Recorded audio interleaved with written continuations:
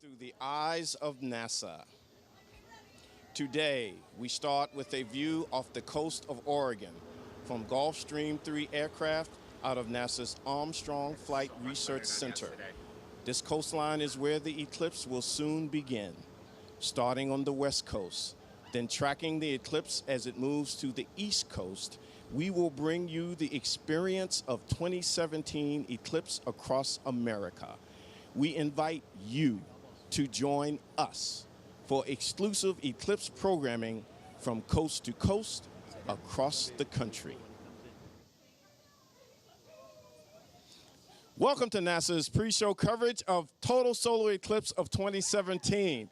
We're coming to you live from NASA Eclipse Central at the College of Charleston in South Carolina. Over the next 4 hours, be prepared for an amazing journey through the eyes of NASA. Now, on to our pre-show hosts, Karen Fox and Sean Potter. Guys, take it away. It's sun time. Thanks, Dwayne. Thank you, Dwayne. We have a great show for you today. I can't wait. No, me can't either. Wait. Hear those bells? That means it's eclipse time, right? Welcome to NASA TV's broadcast of the 2017 solar eclipse. I am Karen Fox, NASA's communications lead for what we call heliophysics. That's the study of the sun and how it affects space. And I'm Sean Potter from NASA's Office of Communications. I'm also a certified broadcast meteorologist, so today I'll also be tracking our eclipse weather for you. And as you can see, we are at the College of Charleston in South Carolina at NASA Eclipse Central. From right here, starting at 1 p.m., we will be tracking and covering today's big event, Eclipse 2017.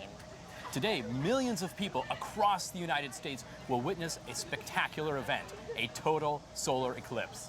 As the moon crosses the face of our sun, we're going to be bringing you real-time, breathtaking images in locations across the country. NASA TV has cameras, telescopes, balloons, aircraft, and even spacecraft standing by to bring you views of this natural phenomenon.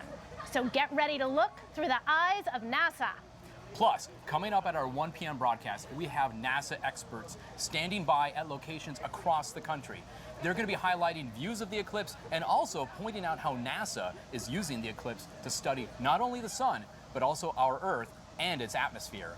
Now, all of North America will experience a partial eclipse. That's where the moon blocks only part of the sun. A total solar eclipse is going to sweep across the nation along a 70-mile wide path arching from Oregon to South Carolina. This is called the path of totality, and people along that path are going to experience the glorious sight of a fully eclipsed sun. But first, I want to take just a moment to remind you of some very important eclipse safety tips. First of all, never, ever look directly at the sun. It's not safe for your eyes and could cause damage. It's really important, and we're going to keep sharing safety tips throughout the broadcast. But for now, let's take a look at today's weather. That's great. Okay, so what we're going to do right now is we're going to show you an image from the GO-16 satellite. This is the latest and greatest weather satellite that NASA built and launched for our partners at NOAA, the National Oceanic and Atmospheric Administration, just last year, and it's going to revolutionize weather forecasts. And you can see it's a very detailed picture of cloud cover across the country. And actually, for the path of totality, which remember stretches from Oregon across the midsection through Nebraska and Missouri into parts of Kentucky and Tennessee, and then exiting the U.S. here in Charleston, looks pretty good except for the midsection of the country. Maybe Nebraska and parts of Missouri might see some cloud cover, and then as you get here toward the coast in Charleston, as we look up, we do see some clouds. So we'll keep an eye on that and have more for you later in the broadcast. Crossing fingers for weather here. An eclipse is something called a transit. A transit is when one celestial body appears to move across the face of another celestial body. And today, that is our moon moving across the face of the sun. And it's almost time for that transit to begin. 12:05 p.m. Eastern Time, that's 9:05 a.m. Pacific Time, will mark the beginning of the eclipse over U.S. soil. So let's go right now to Salem, Oregon, to hopefully catch a glimpse.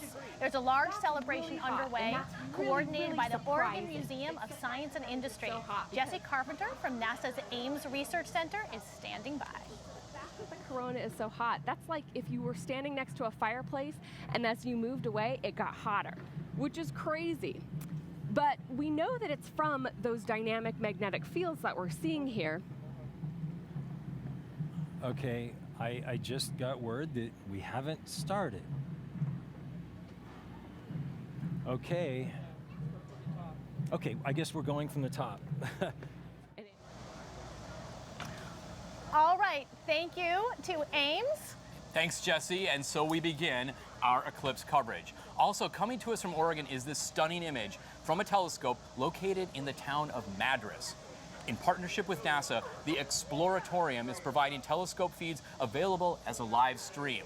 This makes spectacular views available to everyone. Now, the Exploratorium is a public learning laboratory that explores the world through science, art, and human perception.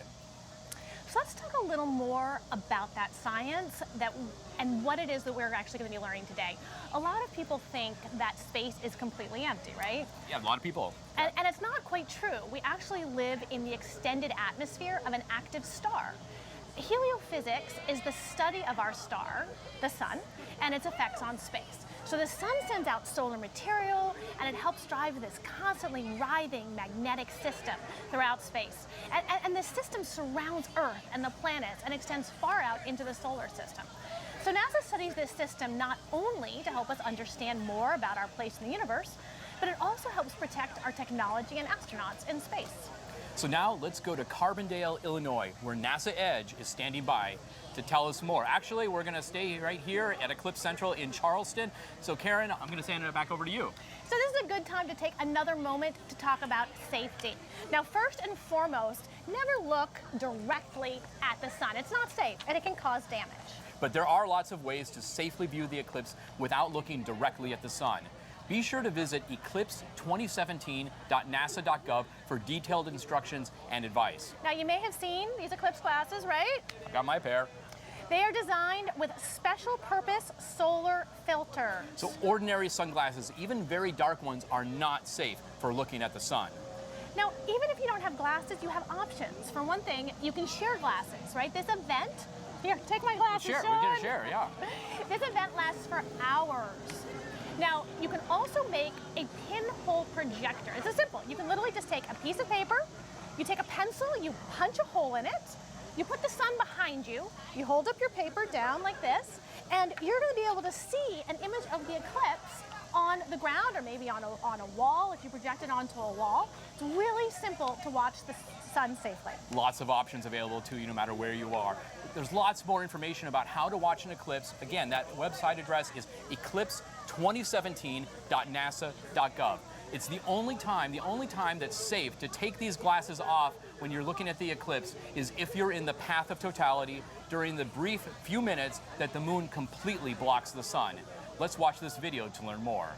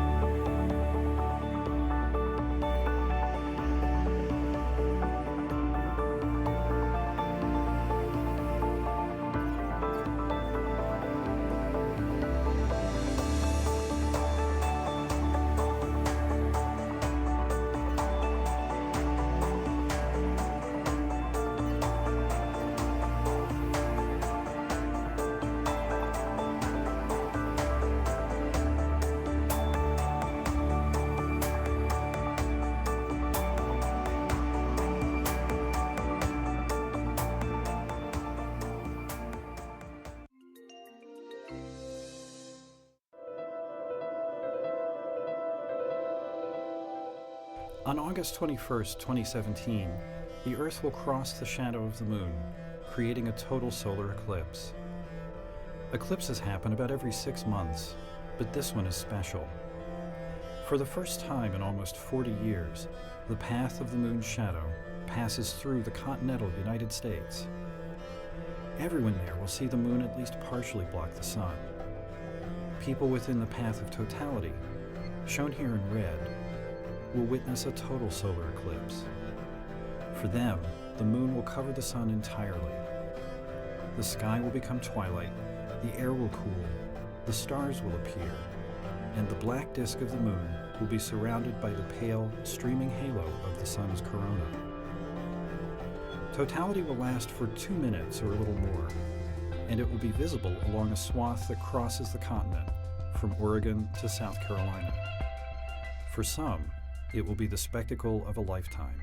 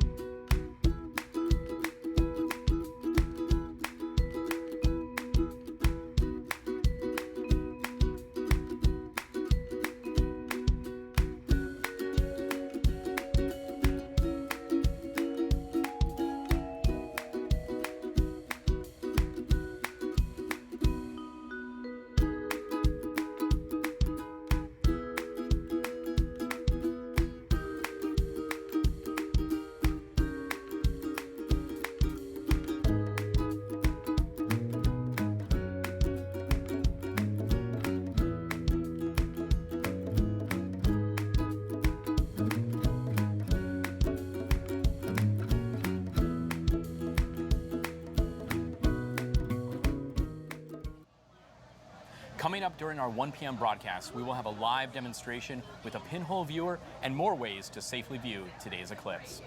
NASA TV is going to be bringing you real-time, breathtaking images. In locations across the country, we have cameras and telescopes and balloons and aircraft and even spare spacecraft standing by to bring you views of this natural phenomenon. Got it all. I can't wait. But right now, let's take a minute to learn about one of the aircraft being used today. NASA's Armstrong Flight Research Center operates a Gulfstream 3 airplane for aerodynamics research and mission support. Today, their flight path is taking them over the Pacific Ocean to see the very first view of the total solar eclipse as it begins to cross the country. Let's watch this video to learn more about their eclipse mission. NASA's G3 aircraft out of Armstrong Flight Research Center will feed the world live video coverage of the eclipse from the west coast of Oregon as it begins its path across America. So we hope to bring that view through the eyes of NASA. We go out there and modify aircraft all the time so we can go out there and do NASA science. It's what we do.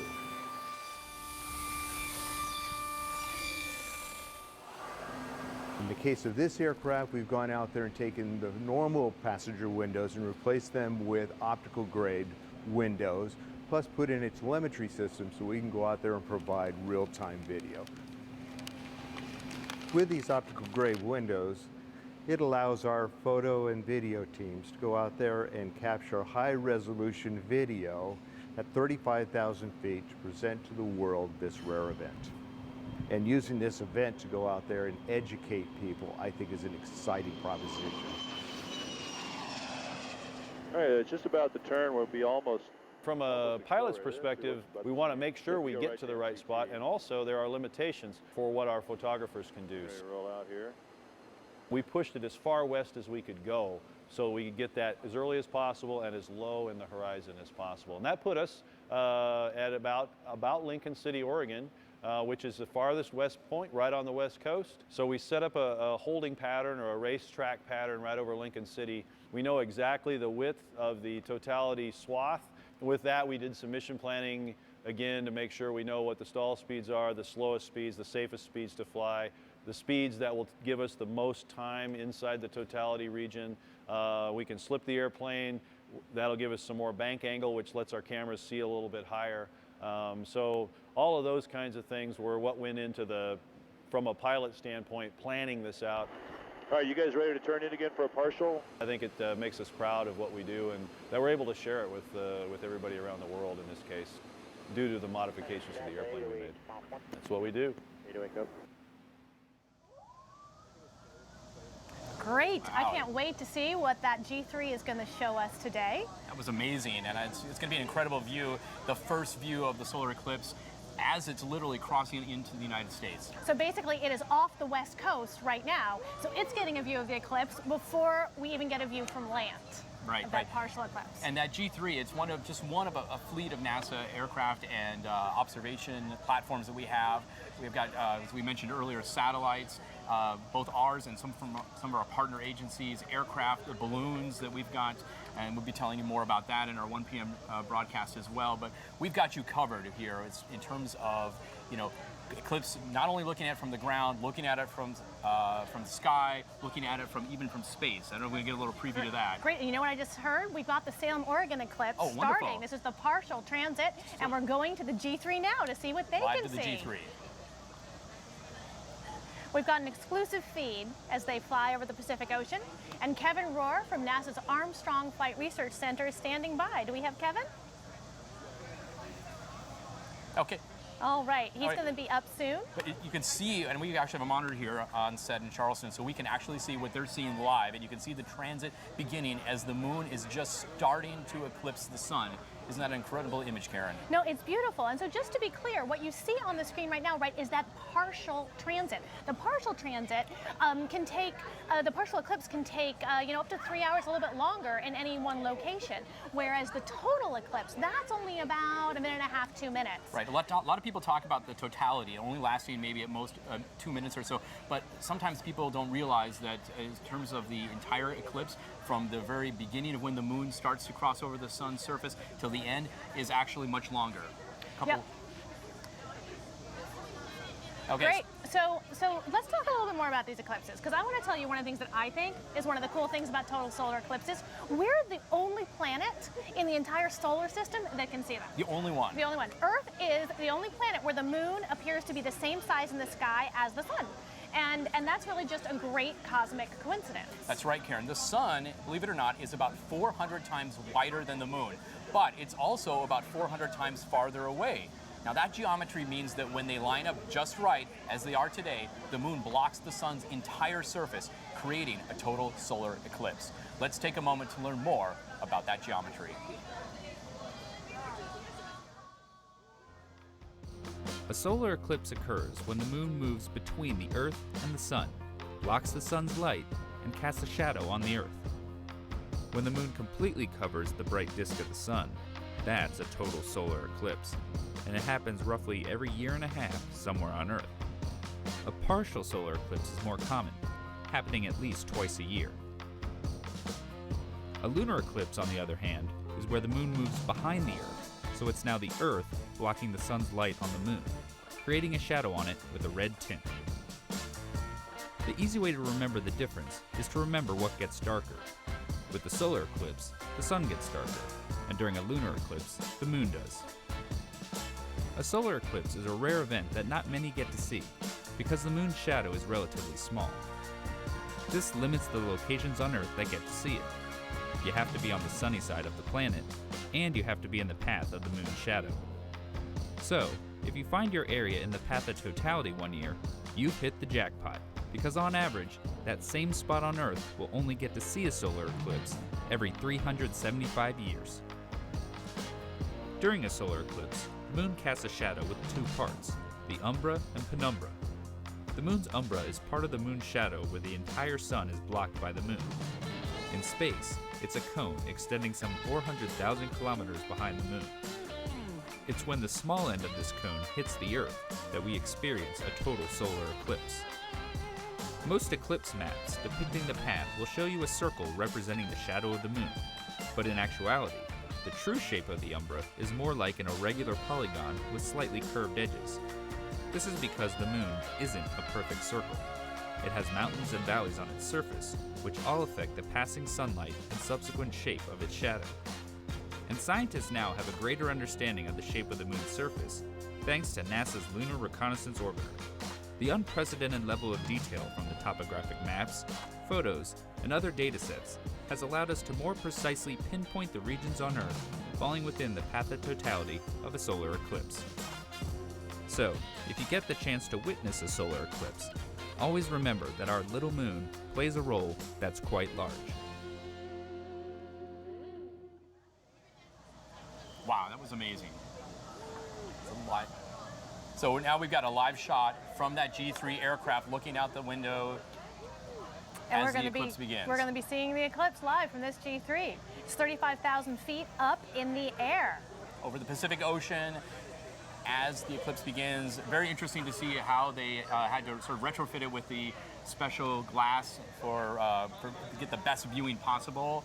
And I'm sure it's an exciting moment up there. I can only imagine what the folks inside the G3 are feeling right now. Great, and coming up we will have some live interviews from the G3. And now we are once again looking at the eclipse from Salem, Oregon.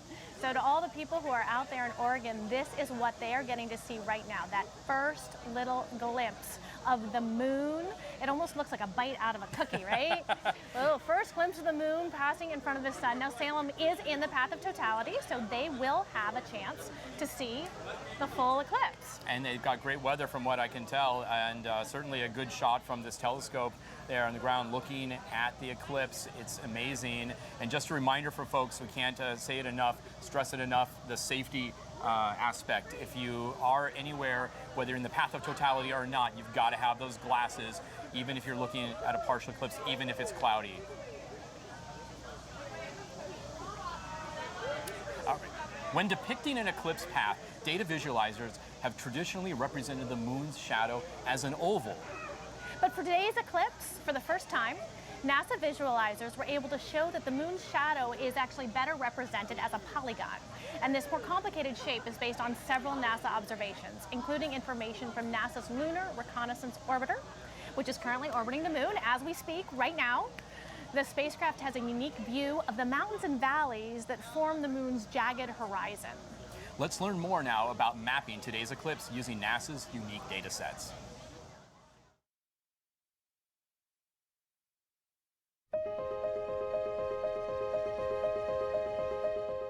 What we're talking about is several visualizations of the path of the moon's shadow during the eclipse in 2017. Everything in it is driven by the data. So the color of the ground, the position of the path of totality, the lighting from the sun angle, all of those are things that are based on data. A lot of NASA products were used to create this visualization. I used the Lunar Reconnaissance Orbiter, the laser altimetry data from that, which gives us a digital map of the elevations on the moon. For the Earth, I used something called SRTM. This was a radar that was flown on the space shuttle. For the positions of the Earth, the moon, and the sun, I used a JPL ephemeris. An ephemeris is just a list of positions, but it's the most accurate tabulation of those positions. This visualization is unique because it shows the effect of both the irregular edge of the moon, the limb of the moon we call it, and the elevation of the observer. Now, we've known for a long time that the elevation of the observer affects where the shadow is. We've also known that the mountains and the valleys along the edge of the moon affect the shadow. So you may have seen on eclipse maps in the past that the image of the umbra, that shape of the shadow on the Earth, is drawn as a smooth oval. But we know that the moon isn't smooth. Around the edge of the moon, we have these sort of jagged peaks and valleys. And a peak can block the sun a little bit earlier than you thought, and a valley can let the sun in a few seconds longer than you thought. The combined effect of these peaks and valleys is to create a shape that's not really an oval, it's more like a polygon. But it hasn't actually been seen in exactly this way before, where we calculate those circumstances for every point on the map and draw that shape. Totality is that 2 minutes when or 2.5 minutes when the moon completely covers the sun. The sudden darkness of totality is just something that a lot of people can't compare to anything else. I love the idea that I'm giving this kind of map to other people, and especially that it's more detailed and more accurate so that people are actually in the right place to see it. So there's a lot of great science being done today, and this eclipse provides an opportunity for researchers to test innovation for future NASA missions too. NASA scientist Nat Gopalswamy and his team pursue eclipses because when the moon completely blocks the bright light of the sun, it reveals the corona, which is our star's faint outer atmosphere. And this year, scientists will test a special kind of camera. The team will only have 120 seconds to complete an experiment that may one day change the design of sun-observing spacecraft. Let's learn more about how this team of NASA scientists is chasing the sun.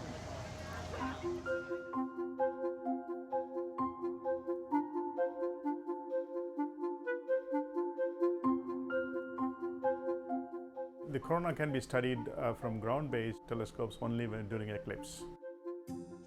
Whenever eclipse happens, we make use of it and try to test some of our ideas. Yes. We have only 2 minutes to do the experiment, and we have been preparing for maybe more than a year.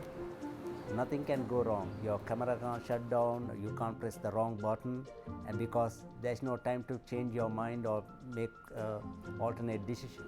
We are going to set up the telescope and observe the total solar eclipse at 4 different wavelengths, and the images taken in these 4 different wavelengths will be used to determine the temperature and flow speed of the corona. We are planning to take these images using a polarization camera, which will be a first for us. I think it's the first for the solar physics community. So once the moon completely covers the sun, the experiment begins. It's my job to make sure that the image is in the field of view. So at the correct time, one person has to give the command to turn the filter wheel, and for each filter there's a different exposure time. So another person has to enter the exposure time. Running 3850 right now. It's a combined effort of 6 different hands. No one person can make any errors. 8121. We do feel the pressure and also the excitement of the eclipse. Still, we have to focus on our experiment. Hey, all done. It gives a tense feeling, but I believe we'll succeed. All right, we got another beautiful shot here of Oregon, and we're getting ready to start showing you imagery from around the country. That's an amazing shot. And right now, we're going to toss it to NASA Edge, who is standing by in Carbondale, Illinois. Tell us a little bit about that, because if you've received social media questions about it, you have the data point to respond to that. Yeah, you know, honestly, when I first saw the eclipse, before the eclipse, I was like, well, I've seen lunar eclipses, I've seen partial eclipses, probably similar in experience. Looks like Troy's been a real eclipse traveler. I didn't know this about you. I'm an eclipse chaser now. It's like, but it was the first one I saw was in Turkey, in Side, Turkey, and the next one was in Micronesia. And when the eclipse happened, it was about 85% coverage, as I could see with my pinhole projectors and my glasses.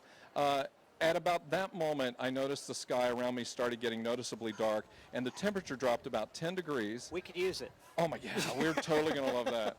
And at that, right as the disk of the moon covered the sun, it was phenomenal. You're overwhelmed with an amazing feeling of being connected to the universe around you, because your vision is, you're seeing things differently, the shadows are changing, the animals are acting differently. Yeah.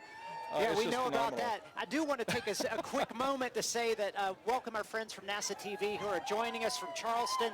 Hope they have clear skies there. We clearly are having clear weather here. We're having clear weather. A little bit of clouds, but easy to manage. Great to have you guys joining us. Now, like I said, you have time to check this out, to see these sort of eclipse views. What other strategies could you share with our fans to prepare for the eclipse? Just to basically, when the eclipse happens, spend all of your time with all the different devices and pinhole projectors before and after totality. The biggest thing that I would recommend is when totality happens, unless you have a camera set up on automatic, don't miss a second of the event. Make sure you are looking at the eclipse. Now, one of the things, some people forget to take their eclipse glasses off during totality, and they miss the whole thing there because they think it's unsafe. But you're not actually looking at the sun during totality. You're looking at the backside of the moon, which is pretty dark. Yeah. I mean, it's the darkest blackness you've ever seen. And at that moment, you will see the corona of the sun just magically appear across the sky, and you'll see several stars today. I think we have and planets. So we have the potential to see 4 or 5, I believe, planets and stars. Okay, but you have to be pretty strategic at that point, right? Because that's during totality. That's during totality. So you got to get your solar experience, and you got to swing your telescope around and see, or will you be seeing them with the naked eye? You can see it with the naked eye during totality. Perfect. I recommend everybody look at it with the naked eye during totality. Perfect. But as soon as one bit of sunlight starts to come around the sun, trust me, it is super bright, and immediately put on those glasses and start using your pinhole projectors again. That's a great point, and it's awesome because we're getting lots and lots of good science and good observational data to prepare everyone for how they can experience the events. And you know something I have to tell you, we have a Flickr gallery that people are uploading many pictures to right now. So we would recommend and highly recommend that you go to the eclipse2017.nasa.gov site.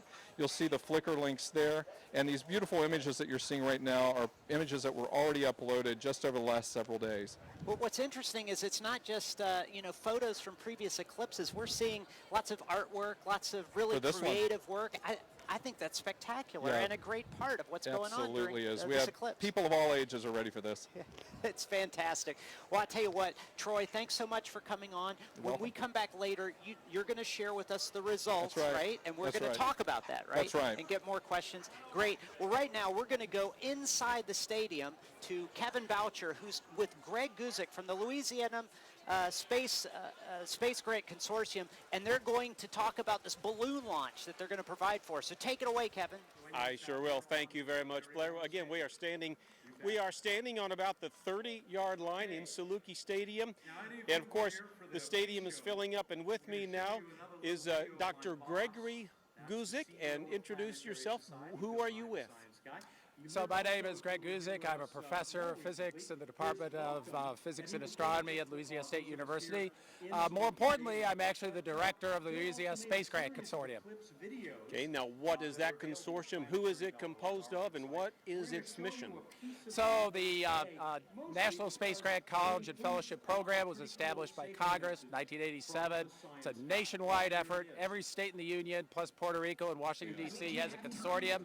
And for this project, there's a team, a collection of about 55 student teams placed from Oregon to South Carolina who are going to fly balloon payloads very similar to what we're going to fly here from Saluki Stadium. And when I think weather balloons, I have this image. I think of one of my old Time Life series of books. The National Weather Service was launching a monstrous balloon. This balloon that in my memory was like 100 feet long, but yours are a little bit different. Can you talk about the structure of these balloons? So these are normal balloons that the Weather Service actually uses, hence the name weather balloons. They're made out of latex, rubber. When they're fully inflated here on the ground, they're about 8 foot in diameter.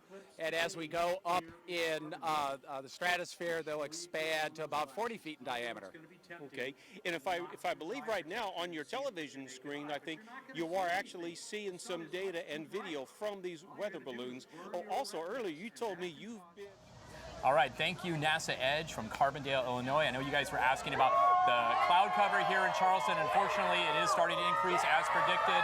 I don't know if you can see it over our shoulders here, but it's pretty cloudy right now. But that has not done anything to the enthusiasm of the crowd that's building here. And now we've got that G3 aircraft, the one we talked about earlier. It's ready. They're 35,000 feet up and ready for us. We have an exclusive feed as they fly over the Pacific Ocean. Kevin Rohr from NASA's Armstrong Flight Research Center is standing by. Kevin.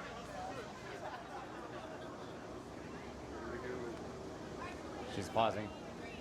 Hi, welcome aboard. We're on NASA Armstrong's G3 aircraft right above the Pacific coast. I'm Kevin Rohr, and I'll be your host on the aircraft. And a big howdy, and thanks everybody on the ground that's making this shot happen. We've got a fantastic look out the window right now. We're circling above Lincoln City. We got a little bit of cloud cover down there, but we're going to have a fantastic view of the eclipse, and this should prove to be a wonderful day. With me today is Robert Lightfoot, Administrator of NASA, as well as Dr. Zabukin, Head of Science. And what we're going to do is cut to them really quickly so we can have a little discussion. And what are your impressions today, Robert? Thanks, Kevin. What a great morning so far over the Pacific Ocean. We got to see the first bites out of the sun from the moon. Just an incredible view so far. I really want to thank all the teams that are out there all over the country helping us to get the most science we can get from here. Really going to be an inspirational day and hopefully inspire the next generation of scientists, engineers like me even in the current generation. Pretty inspirational from that standpoint. Volunteers everywhere, so we're excited about what's going on. And I got to turn it over to my buddy Thomas here. This is his field of study. So Thomas, what do you think so far? Oh, it's amazing. We're already seeing it happening, right? Why do you think this is important to NASA and the United States? Well, for us, it's a great opportunity. The totality across the continent, we're going to learn as much as we can. We study heliophysics and astrophysics in NASA, and this is a great opportunity for us to learn even more and have every instrument we have out there available to us to try to understand what we're going to see for the first time in 99 years. So just very, very exciting to see what we can do here and the observations that we're going to get. Can't wait to see the science come in and all the different science we're going to get from here. So, you know, everybody's going to learn something. So you tell me what you think you're going to learn, Thomas, having been studying this for your whole career. Well, look, my field of study is the sun, and what's really unique about this time is the opportunity to see the solar corona, the atmosphere of the sun, during the entire time of the eclipse stitched together for 1.5 hours. And the sun, of course, is important because it's the most important star. Everything we learn about other stars we learn here first, but it's also a source of weather and radiation. And actually on board this aircraft we have 2 instruments, one from Los Alamos and one from Space Environment Technologies, that make those very measurements of how this radiation affects us. Yeah, and I think it's important. The more we know about the sun, the more we know about space weather, it'll help us protect our own spacecraft in the future. It'll also help us protect our astronauts as we send crew further, and our home planet in terms of what's going on here. So why don't you tell me what you think we're going to see today and what we're going to learn today through this just incredible event. So one of the most amazing parts of this is really to see the star as a magnetic star. And what I'm showing here is actually a prediction of the space environment of the sun today by predictive sciences and 3D printed by applied physics lab. And it basically shows that these magnetic fields are there. And what's really going to be great today is we're able to test these models using observations from the ground that we normally don't have. And so this is really exciting for us. Very good. We've got over 11 spacecraft and over 50 balloons going up. We've got airborne science like we're even doing here on the G3. Can you explain what we expect to get out of the spectrograph we're going to have here on the plane today? So a spectrograph is basically taking the light of the sun, which is white, and spreads it into its colors. And what we're going to see is during the time of now and partial totality, we basically see during the partial eclipse, we see the radiation from the surface of the sun, the photosphere, and all colors are there. Well, when we're in total eclipse, what we're going to see is the radiation from the atmosphere that we normally really don't see that up close. And that radiation actually has 2 predominant lines. One is a really hot iron, and the other one is, it's hot because it's 1,000,000 degrees because of that magnetic field. The other one is helium, called helium because of Helios, the sun in Greek. So it was actually discovered during an eclipse, just like it today. Very cool. So here we are about 30 minutes away from totality. But you can explain to me what you think from a spectrograph perspective. You're going to look out the window. What are you going to see there? Well, so for me, the amazing part really is that we're able to, of course, see our star in its beauty. And I'm already kind of emotionally touched even now.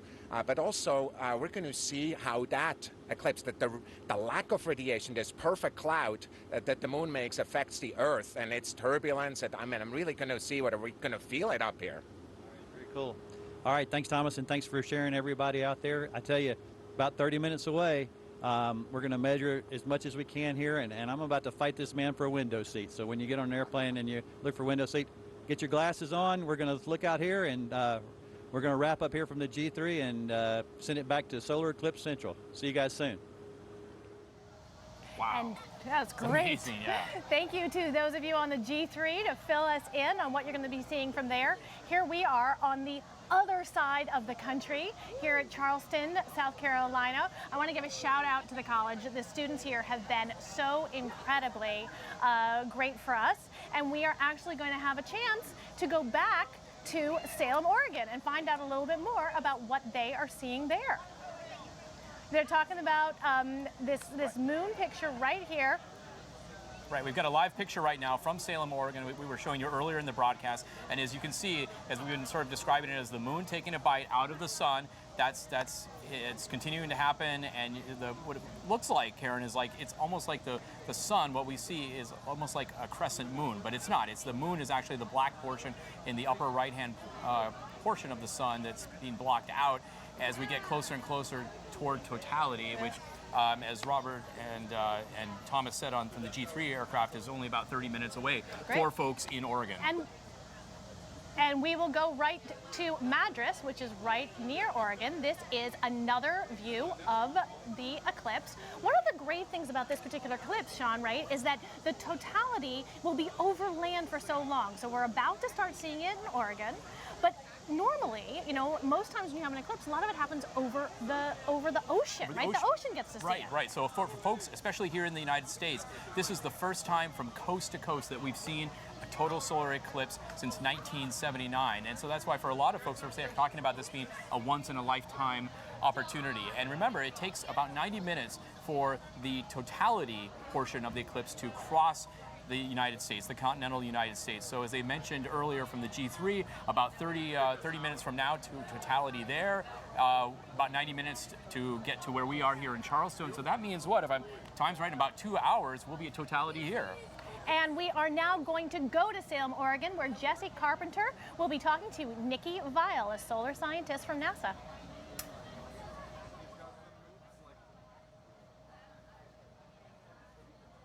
Welcome back to Salem, Oregon. It is clear, but yes, it is a little bit breezy It's here windy, today. yeah. Isn't it? Yeah. I'm joined again with NASA solar physicist Nicolene Weil. Hi. Hey, so why don't we just take a look at what we've got going on here now that transit is deep underway. Yeah, so the moon is crossing in front of the sun, and it's kind of looking like the moon is taking a bite out of the sun. And if you guys have any colanders with you, like a kitchen colander strainer, you can actually see, if you let the sunlight come through that colander and look at the shadow on the ground below you, you'll actually be able to see the projected image of the moon taking a bite out of the sun down on the ground in front of you. Oh, that's cool. Yeah. So you can just get something from the kitchen and share that with everyone who you're watching this with. That's great. That's right. Now's the time to take out your pinhole cameras if you have those, or if you have those, you know, the safety eclipse glasses. Now's the time to get these out and make sure to look at the sun with these on. That's right. You want to be watching safely. And I know we've been talking about it, but we really can't stress it enough. It's very important to be wearing these glasses. It's just so amazing, though, to see the moon crossing in front of the sun. I mean, you never get to see anything like this. So, are there some basics that you could share with us? I know we were trying to present some of that a little bit earlier in the show. Yeah. But are there some things that maybe you could talk a little bit about the layers of the sun? Yeah. So there's sort of three outer layers of the sun. There's the photosphere, that's the part we're seeing now. There's the chromosphere and the corona above that. The chromosphere and the corona, that's the solar atmosphere. Now what's cool about today is that usually we get to see the photosphere, the visible surface of the sun. But today, during totality, we're going to get to see the atmosphere, the chromosphere and the corona of the sun. And we don't usually get to see those because they're so much less bright than the sun. It takes something special like today's total solar eclipse to be able to see them. So that's really amazing. We're going to get to see that. It is so cool. So I think what we're going to be doing now is sending it back to NASA's Eclipse Central in Charleston. Take it away, guys. Thanks. And welcome back to Charleston. You can hear these students are really excited for us. And I got to tell you, I had the chance to interview some of them just a few days ago. The College of Charleston students are excited, and I wanted to find out what they knew about the eclipse. Let's watch the video. All right. So right now what we're looking at on your screen is Hello, I am Karen Fox with NASA TV. I'm here at the College of Charleston in Charleston, South Carolina, and we are going to spend some time interviewing students to find out what they know about the total eclipse of 2017. What's happening on Monday? The solar eclipse is happening. Monday, the eclipse. That's the right answer, the eclipse. Are you ready for the eclipse? Oh, I'm pumped. I've been talking about it all summer. What is an eclipse? When the moon moves in front of the sun. It's when the moon passes in front of the sun and creates a shadow on Earth. What is the closest star to Earth? The sun? The sun? The sun. The sun? Yes, the sun. Very nice. Will you demonstrate for me putting these on? We're going to put them over the glasses. the music you associate with the eclipse. What have you been listening to? What are you going to listen to? Here comes the sun. Total eclipse in my heart. Do-do-do-do. Da-na-na, like, I saved every letter you wrote me. So I was really impressed with how much these students knew. We had a great time here. And now you can once again see the imagery we are pulling in of a white light telescope of 2 eclipses happening as we speak. These again are the partial eclipses, Salem, Oregon, and Madras, Oregon. Right, as you can see, it's quite an image as that moon continues to progress. Transit is the term over the surface of the sun, getting closer and closer toward totality. And again, this is an opportunity for us to remind folks, regardless of whether you're watching this right now in Oregon or if you're anticipating the beginning of the eclipse from another location in the US or really across North America, wherever you're able to view us from, that it's important that you have to have those safety glasses. We cannot stress that enough. We've been getting a lot of questions on social media, people just emailing us asking about that. You must have the glasses unless you are in the path of totality and during those brief moments of totality. Right, and Sean is stressing the glasses, but of course you can also watch the sun indirectly. There are a lot of ways. Nikki Weil, a solar scientist, just told us that you could even pull out a colander because it's got little pinholes in it. You can use a Ritz cracker that has a hole in it. The other thing is you might even see the eclipse image filtering through the space between leaves on a tree. There's some really wonderful ways of catching imagery of it. So, you know, be safe, but don't think you absolutely have to have the glasses. That is not your only option. Should we talk a little bit about the science that NASA's We should, but doing today, before we do that, I just want to give a shout out to our website because you're talking about all these great ways to indirectly view it. And again, just a plug for the eclipse2017.nasa.gov site where you can find all kinds of information, but especially some do-it-yourself instructions on how to create some of those indirect viewing methods. Great, we've talked a lot here about the partial eclipse. Nikki Weil, who you just heard talking, she studies the corona, that is the atmosphere around the sun. And she was telling me just the other day how excited she is that she is going to be able to see that with her naked eye during the actual total solar eclipse. So that's what's interesting. We can only see that normally from space with our space telescopes. Right, and even with that, I was talking to one of the heliophysicists back at NASA headquarters in Washington, D.C.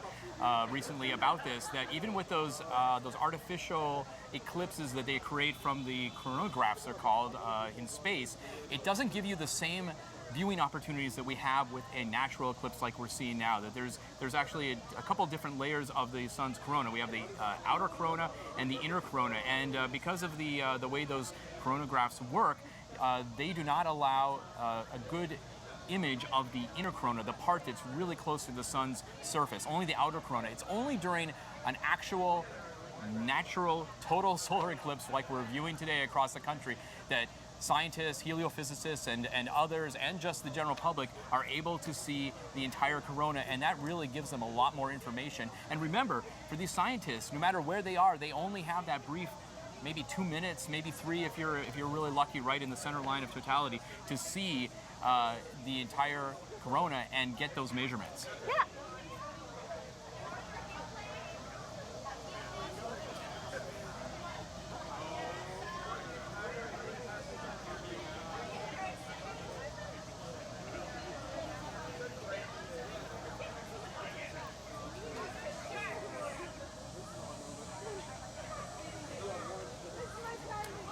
So again, Karen, as folks are looking at their screen right now, you see that double image, Salem, Oregon there on the left, and nearby Madras on the right. 2 different images with 2 different types of telescope using to view this eclipse. It's still in the partial stages, starting to get closer and closer toward totality in just a few minutes. And stick with us because we are going to be tracing this eclipse all the way across the country.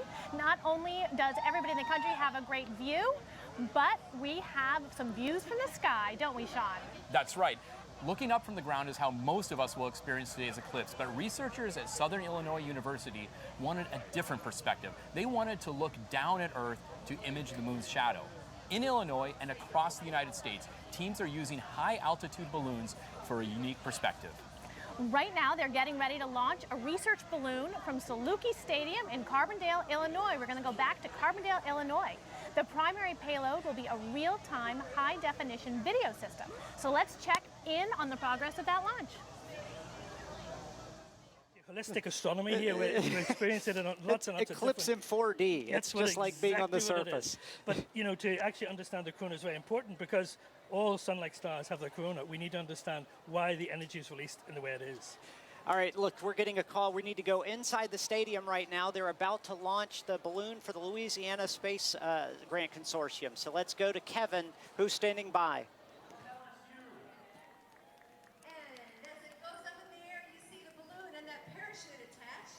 That is what's going to let that get safely down to the ground. And all those instruments strung out along there. Attached as well. That's a beautiful sight. Okay, can you hear me okay? Right. Yes. Balloon launch in less than a minute. So this is Kevin Boucher. Sorry about the little mix-up. I was too enthralled. I was too enthralled looking at this fantastic weather balloon that has just launched. You can probably see it behind me. It is pandemonium here, but it's good pandemonium. One of the weather balloons has launched, and with me is one of the team members. Introduce yourself to the entire world. No pressure. Hi, my name is Colleen Fava. I'm the program manager for the Louisiana Space Grant Consortium based at LSU. Okay, so just to kind of keep a scorecard for people if they're wondering, we talked to, I guess, the program director, Dr. Gregory Guzik. He is your boss. Yes, he is my boss. What exactly does your job entail with this consortium? I manage the program, so I write grants and reports and organize students and keep them on track, and I do communications training. Sounds like you do a lot of outreach as well, and it thrills my heart, and I'm sure it thrills your heart to see so many of these young people. You probably did not have to drag these young people kicking and screaming to do this help, did you? No, we brought 4 institutions with us, and LSU is the home team, and so they were always coming, but we actually had a competition to figure out which other students we would bring, and we brought a team of 46 people. Okay, and right behind you now, I had forgotten they're launching 2 balloons. Now the first balloon, I think we have a video of the first balloon. Right on top of it here, just a few more seconds. Okay, we're getting ready to launch the second balloon. Both of our balloons launched already. That's okay. The first balloon, The first balloon, Colleen, that was launched, where is it right now? Maybe 2,000 feet, you think? They go up about 1,000 feet a minute, so a few thousand. It's probably been a couple of minutes now. Okay. So. There it goes. This other one has launched. It's a big yellow balloon filled with helium. And the next time we see this balloon, we'll be down on the ground. It'll have wonderful data. Can you tell us about what goes into studying the winds and the weather reports, trying to calculate where this will land so you can quickly retrieve it and get your data? That's a whole nother science. Yeah, so I'm not an expert on it. I can just tell you that we do our predicts. We started our predicts months ago, doing them maybe every week or so, and then the last few weeks we've been doing predicts every single day. So we have a good idea. We think it'll go about 36 kilometers, about 22 miles due east, somewhere near Marion. So we'll have several chase vehicles kind of staged and ready to go. And I'm not sure if they decided to leave before or after totality, but we have some local people helping us to make sure we have access. And we're hoping, expecting to be a pretty easy recovery. Now, will you actually be on the chase team yourself? No, I'm not going to be on the chase team. I need to do logistics here on the ground. I have been on a chase, though, and it's very exciting. Oh, I'm sure. Yeah, can you tell me about it? And please get as specific as you can. What are some of the most eventful ones? Like, has the balloon ever come down in Pontchartrain River? How did you know? You're not kidding me. I'm not kidding you. We did have a landing in the Pontchartrain River, which was not a great recovery, but it was definitely better than landing in the airport, which we were afraid was going to happen. Well, I was going to say I would rather land in an airport because the Pontchartrain River, you have the water that might damage some of your instruments, but you're the expert then, right? I think we'd rather not interfere with air traffic control. That's true. Landing in a Pontchartrain River, and I assume the alligators did not make a meal out of your several $1,000s worth of instruments? We didn't recover that payload, but we have done water recoveries in the past, and we actually just invested in an inflatable kayak. Okay. My producer just told me we are seeing first contact. Everybody, we have people putting on their glasses the first contact. We are seeing the first contact, and we've got about 4 minutes left. How many total solar eclipses have you seen, Colleen? This is my first. I assume you have your glasses. Right. Feel free to go ahead and put your glasses on. You want a pair? Yes, please. Your fingers together, you can make little spaces in between your fingers. If you don't mind, I'm gonna. You can project little images of the eclipses down onto the ground. So make sure you look down just as much as you look up. Really see through them. Also, if you Right. happen to be Okay. walking My around the campus a my little bit, glasses are on. Are your glasses on too? Okay. And the sun. We are turning around. Would it be okay if I turn my back to the camera so I can see the sun? Oh, okay. I'm going to turn my back to the camera. Oh my gosh! There is a small bite starting in the sun. What are your comments? I said that is gorgeous, because of isn't these it? ripply shapes you see on the ground. That is they're fantastic. actually sometimes The total solar eclipse in Carbondale, Illinois has begun. A small bite is being taken out of the sun by our satellite called the moon. This is incredible. Earlier they were telling people to talk about in one word to describe the eclipse. The word for me is majestic. A lot of times, I don't know about you, sometimes if I want to, take a break on my computer, I can take these out. I will go to the solar, I think it's the Dynamic Observatory that often will give videos of the rotating sun. And Colleen, I don't know about you, but when I see that giant ball of gas just rotating, majestic is a word that comes to my mind. Could you agree? I absolutely agree. It's amazing. And I think that we're really fortunate to have this opportunity and to be in community with our students and faculty and staff from multiple institutions here at SIU, who's been wonderful and very welcoming. It's just extraordinary. It sure is. Thank you very much for your time. Keep up the great work. Thank you for talking with us. That was Colleen Fava with the LSU. Thank you so much to thank you, Carbondale. Carbondale. That was amazing. It's great, and I love looking at those images and how you can see different things at different parts of the country. It's wonderful to be sharing this imagery with all of you.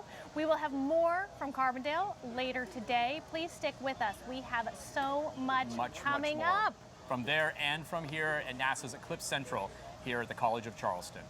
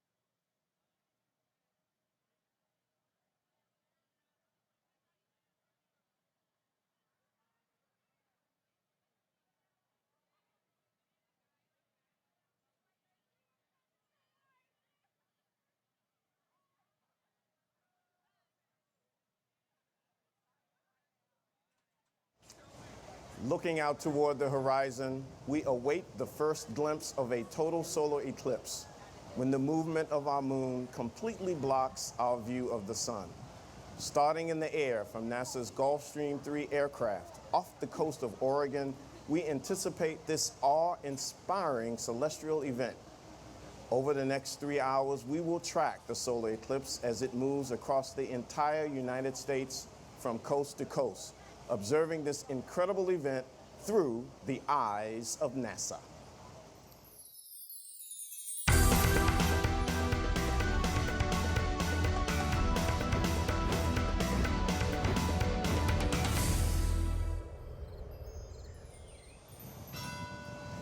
Hello and welcome. I'm Dwayne Brown from NASA's Office of Communications.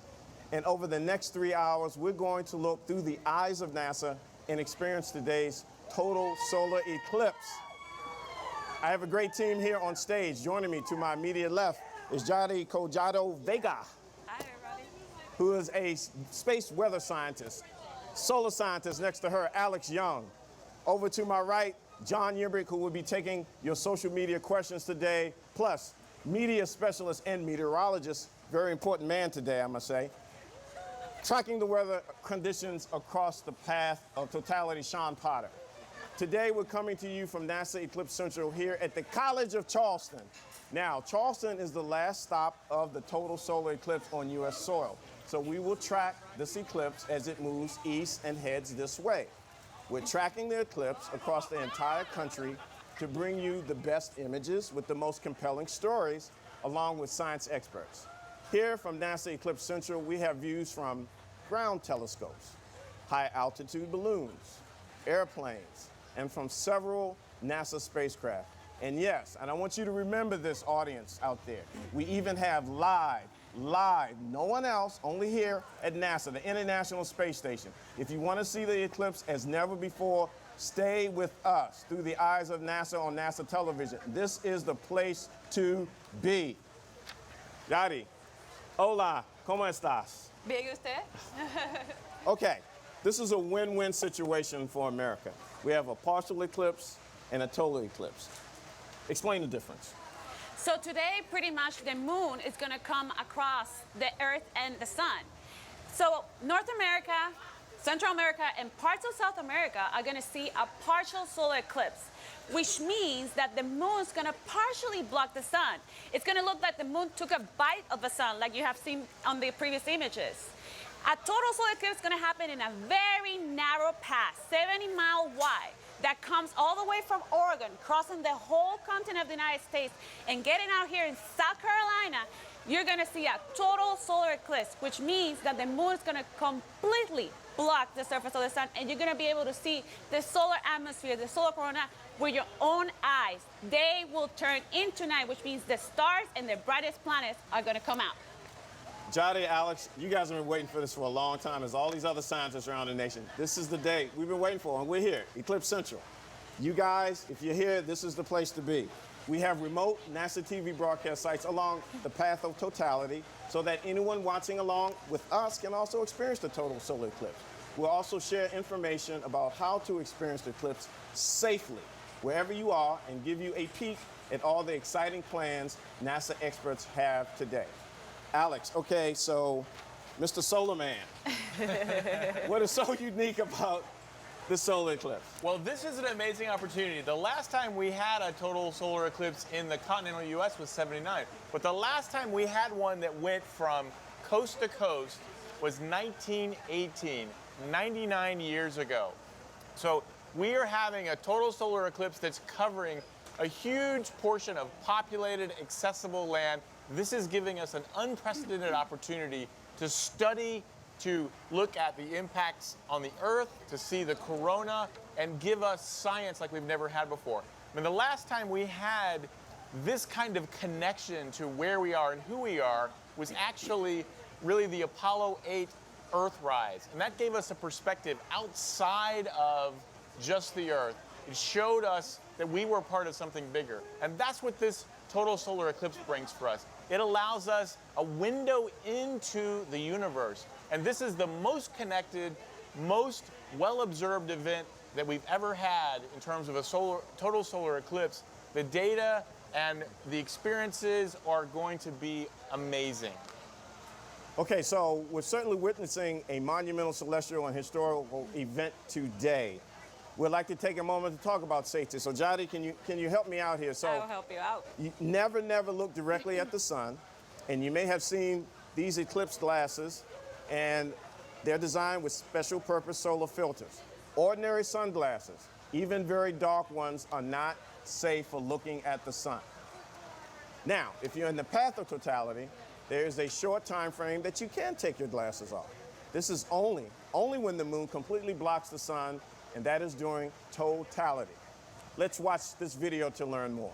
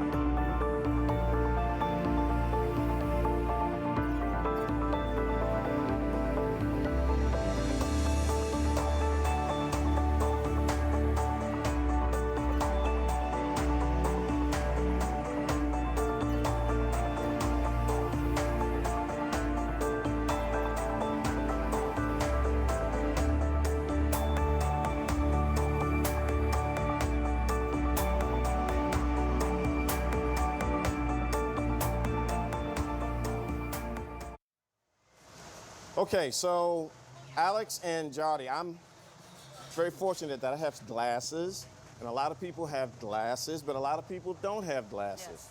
So what are other options? Let me start with you, Alex, on how they can view the eclipse Well, safely. the simplest thing to remember to look at it indirectly is a pinhole viewer. And there's a lot of ways you can make a pinhole. You can take a simple piece of paper, poke a hole in it. In fact, I've got here a 3D map of the path across the U.S. with a hole in it that I can use as a pinhole to project the circular sun down on the ground, and then you can see the moon move across it. As a matter of fact, anything with holes, including this colander, is something you can use to look at the eclipse. But you can also use something a little more sophisticated if you want.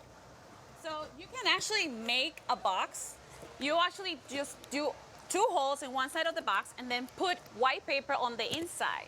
Then put aluminum foil, do a hole in the middle, not too big, that you can actually project the sun inside the box. Make sure that the sun is actually behind you so you can actually look at it inside of the box. It will be an amazing projector.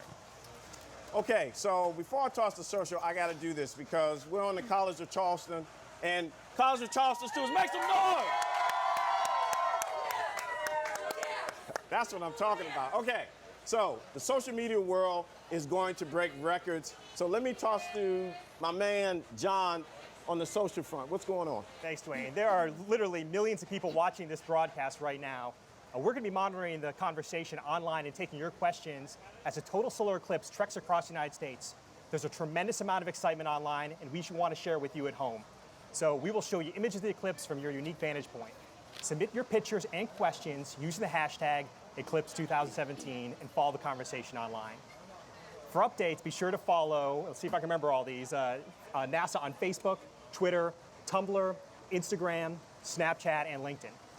Additionally, we're providing live coverage during the eclipse on Facebook Live on NASA's Facebook page. You can ask your questions in the comment thread. Check out their streaming sites like NASA's Periscope account on Twitter, Twitch TV, Ustream, and on YouTube. And of course, you can watch it on nasa.gov and nasa.gov/Eclipse Live and on the NASA app. And we have a special feature for you. If you visit our Facebook Live page, along with this broadcast, we have a 360 view from right here in Charleston, South Carolina.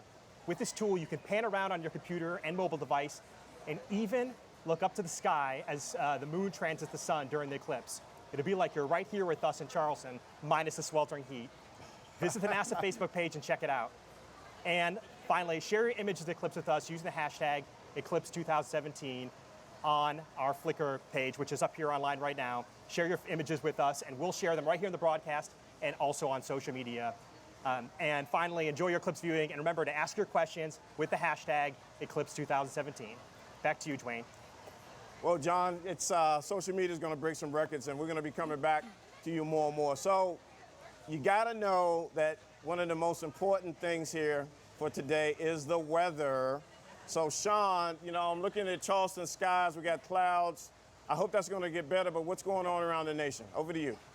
That's right, Dwayne. Yes, the weather is the key factor for viewing today's total solar eclipse. Right here in Charleston, it's about 86 degrees, but with the humidity, it feels more like 99 right now. But what we want to do right now is show you a satellite image from our friends at NOAA, the National Oceanic and Atmospheric Administration. This is from the GOES-16 satellite. It's a brand new weather satellite that NASA built for NOAA and was launched last year that's going to give you the latest and greatest, very detailed imagery of cloud cover across the country. And what you can see is that things are looking really good for the early parts of the path of totality, places like Oregon and Idaho and Wyoming. And then as you get into parts of the middle section of the country, more places like Beatrice, Nebraska, maybe into Kansas City, Jefferson City, there is some cloud cover there that may hinder your ability to view the eclipse. And looks like as you get into Carbondale, skies are still pretty good there. There are some storm systems developing to the north in other parts of Illinois. And really, things are looking clear again until you get back here in Charleston. As you said, Dwayne, I'm looking up at the clouds to where the sun will be in about an hour. And there is significant cloud cover, but we're keeping our fingers crossed. I do see some pockets of blue in there. So hopefully we'll get to see something. But we'll have more for you later in the broadcast. Dwayne. Thanks, Sean. Hopefully you can use some of your connections to get us some good weather here in Charleston. So the moon is already moving across the face of the sun. We're getting close to viewing our first total eclipse of the day. We're minutes away, and remember, the total solar eclipse starts on the west coast of the United States in Oregon, and we will be bringing you live images as it occurs. NASA's Ames Research Center's Jesse Carpenter is standing by in Salem, Oregon at the Oregon State Fairgrounds. Jesse, give us a status report. Oh, wow. Thanks, Dwayne. Totality is almost here. Oh, this is so exciting. And just before we get to that, though, I want to introduce Andrea Edgecombe again from the Oregon Museum of Science and Industry. Hey. Hi. So tell us a little bit about this really fun, cool viewing event that's going on here. Yeah, well, we are here. We have almost 9,000 people here at the Oregon State Fairgrounds, and we've had some cool stage presentations. We heard from NASA astronaut Don Pettit. He's an Oregonian. We had a University of Oregon professor, and behind us we have some space science partners who've been doing some cool educational activities and really interacting with the crowd. So it's been an awesome morning, and we can't wait for totality in a few minutes. This is such a great event. Thank you for joining us again. We really appreciate it. I know you got to get going. Yeah, so thank you. It's coming soon. And joining us now to talk to us about the sun and give us more information is NASA lead scientist for Eclipse 2017, Madhulika Guhatakirta from Ames Research Center. Hi, Lika. Hey, Jesse. Hey, it's almost here. It's almost here. So how many eclipses have you seen? I went to see 9 eclipses, and I actually landed up seeing 6. The other 3 had inclement weather. Oh. We don't have that here today. No, we don't, and it's going to be 7. So what can you tell us about the sun that'll help our audience understand better? I just want to start by saying I'm in awe at this moment right now. And whatever I say, kind of take it with that filter, because we are very close to totality. We are. We live in the outer atmosphere of this magnificent, dynamic, magnetically variable star that dominates every cubic inch of space in our solar system. And if I can get the video, what you would see in the video is that the sun produces storms that can be all engulfing, generating this environment called space weather. The inner edge of the corona that you see that's black in the video is because the sun is so intense that it overwhelms the dim brightness of the corona. And so even from space, we can't absorb the inner part of the corona.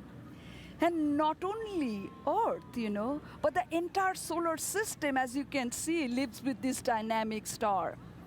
Corona is the region where space weather is born and conditions are set for a supersonic solar wind and a super hot corona, two of our outstanding questions in heliophysics, in physics, really. To understand the corona better, NASA is actually going to be launching a mission next year, almost a year from now, how coincidental, called Parker Solar Probe. It is actually going to go touch the sun, and it's going to get closer to any other spacecraft has gone before to the sun to study the corona, to actually sample the very corona that we will be seeing very soon. Yes, we will. It's almost here. Thank you, Lika, for joining us, and thank you for sharing that. So now we're going to take it back to NASA Eclipse Central in Charleston. Take it away, Dwayne. Okay, just now coming in, we have an exclusive sneak peek of the total solar eclipse, and it is arriving at the United States. It's over the Pacific Ocean and about to reach Oregon. This is the celestial event that we've all been waiting and anticipating for years. We'll begin looking through the eyes of NASA out the window of our G3 aircraft. Let's take in the view.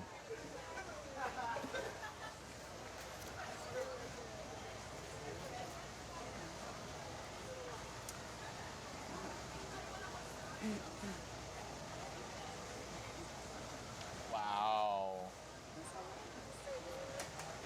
And now we're looking at the first glimpse of the total eclipse from the ground. Wait, let's see. That's still the G3. There we go. And now we're looking at the first glimpse of the total eclipse from the ground on United States soil. This is coming to us from Salem, Oregon, where thousands of people are gathered and experiencing this monumental event, a total solar eclipse. Let's take a look and take in the view.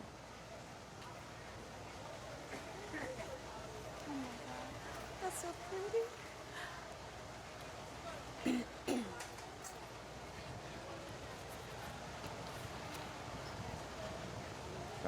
That's the G3 there.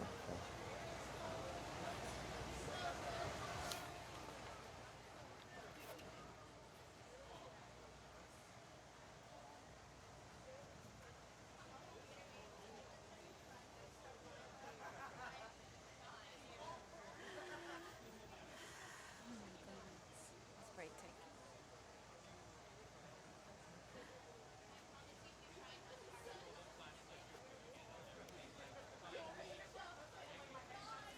Is that the real thing? Is that the real?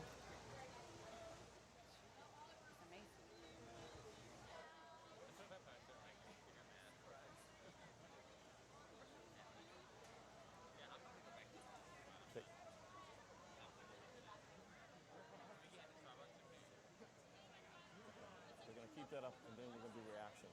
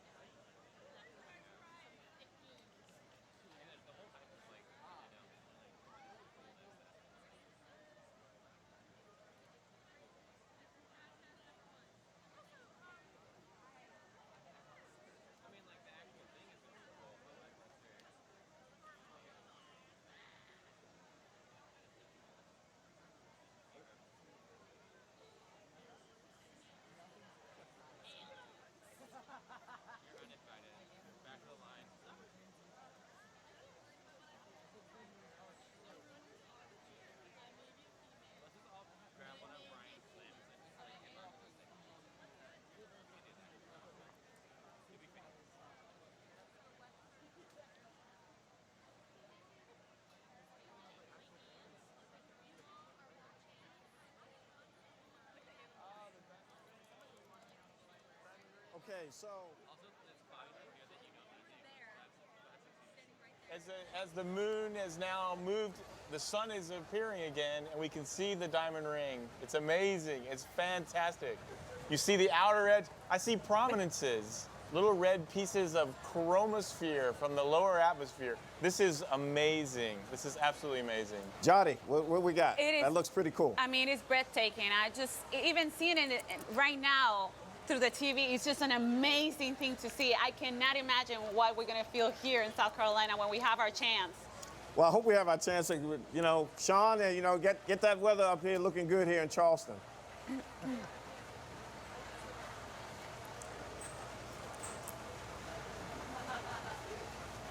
Now, what do we, So, Alex, what are we seeing here? Is that from the G3? That looks like from the G3 because I see spectra there. No, it's still from Salem. That's still from Salem. Yeah. Okay, so you're seeing the bright, actually the camera is causing a little prism effect there, and you're seeing the bright light from the edge of the sun. So that is really beautiful. That's sort of the edge of the diamond ring effect. Yeah. So, Alex, a reminder, Alex, so when that diamond ring pops up, that's when people should put the That's when people should put your glasses back on. So when you see that diamond ring after totality, that's the signal to you that it's time to put it back on. Yeah. So look now, we see the Corona and Madras. That's gorgeous. That's amazing. I mean, being able to look at that with your own eyes is an amazing experience. And that only can be seen when you have this kind of totality. So the Corona, that's the solar atmosphere. That's what solar scientists really live for, right? Right. Right. That is the origin. That is where the origin of space weather. Yes. You know, that's where it comes from. That's where most of the solar flares and the corona mass ejections, big explosions of particles, originate from. Now, if there was solar activity, would we see it right now? Would we be able to see that popping up on the sun? If there was a coronal mass ejection leaving the sun, we could see it there because, in fact, we have seen it in the past, and I'll even show some history later with images that people drew of these coronal mass ejections leaving the sun during a total solar eclipse. Now, why is it so critical and so important to really get this type of view from the sun's atmosphere from the corona? Johnny? You mean like in a total solar eclipse? Yes. There's the diamond. That's the diamond ring again. That's amazing. That's from Madras. Wow. It is important to do this because we do this kind of eclipses artificially, but we do not do it as perfect as nature does. The moon covers the sun in such a perfect way that we see parts of the corona that we don't usually see. So Alex, explain that and safety too, right? So right now, this was the moment when you see that flash of light. That's the moment when it's time to put your glasses back on or start using your indirect methods because now it's too bright and it could damage your eyes. Yeah. Safety first, people.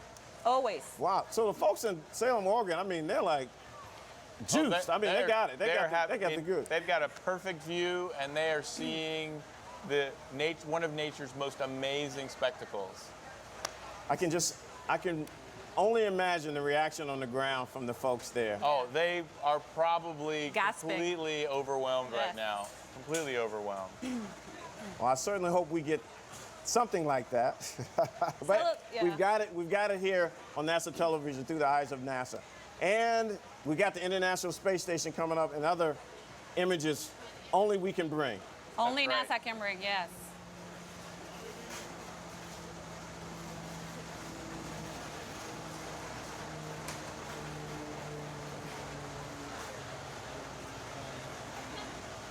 Now, is it completely dark or is it coming out? No, what's happening now is the filters are back on, the safe solar filters for the telescope, and now you see the crescent, which is the sun, basically now being revealed after the eclipse. So we're now back to the partial phase in the other direction. Exactly.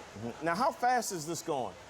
Well, this shadow is passing across the country, depending on where you are, anywhere from 1,200 to 1,800 miles an hour. So this is moving incredibly fast because the moon itself, in its orbit, is moving at almost 3,400 miles an hour.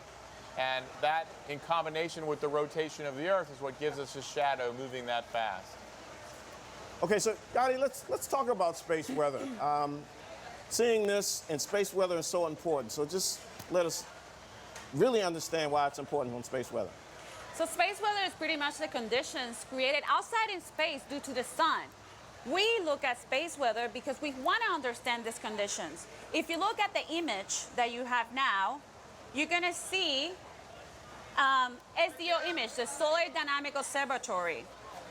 That's where we actually look for the source of space weather, where the solar flares and the coronal mass ejections actually originate from.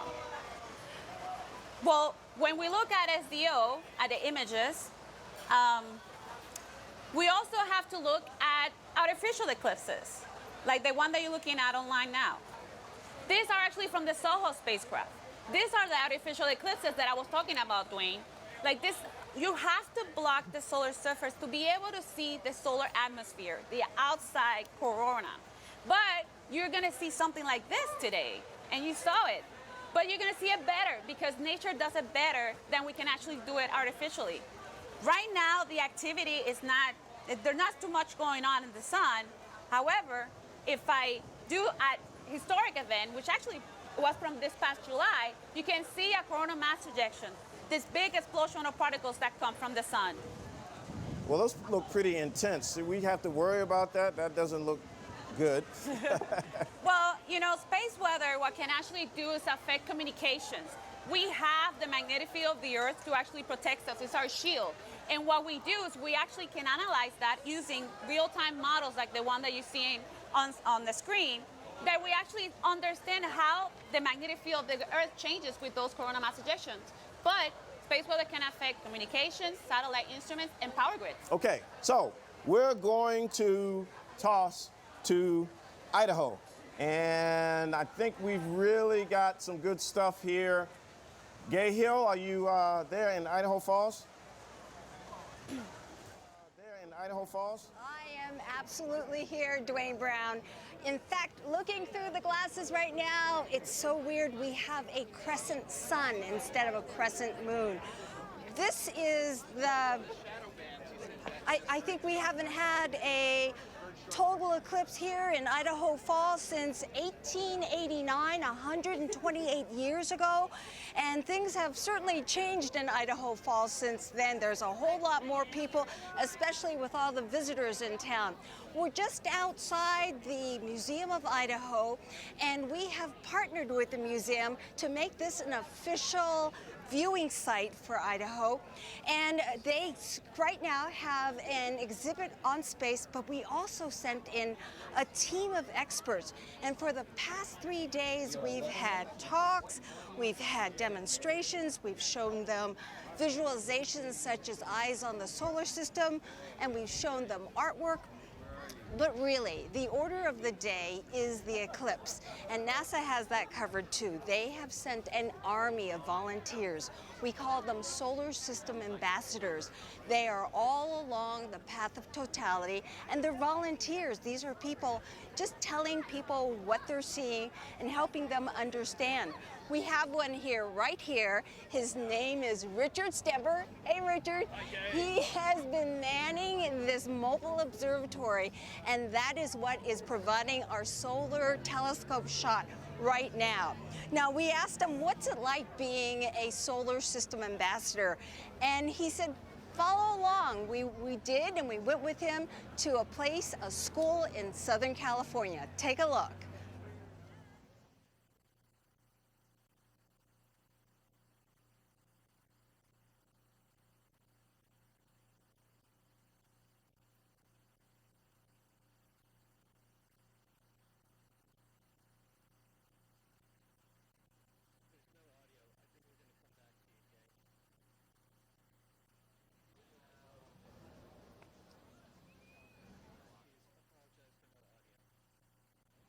All right, we apologize. There is no audio on that video, but it talks about the solar system ambassadors. There are about 720 in the United States. They get special training from NASA. They learn all about the missions and about the science, and they basically go out to public events all over the country teaching them about NASA missions. If you would be interested in becoming a solar system ambassador yourself, you can. We have a website. Look it up, Solar System Ambassadors. It is a NASA website, and starting September 1 through the end of the month, you can sign up to be a solar system ambassador. So check it out on the web, Solar System Ambassador. With me now is Jim Green. Jim Green is the head of planetary science for NASA. He's in charge of all planetary missions and asteroids. This guy knows his stuff. Let's talk about this. Now, you see this eclipse that doesn't happen. It happens once in a lifetime. Wow. But as a scientist, you see it as an opportunity. Oh, absolutely.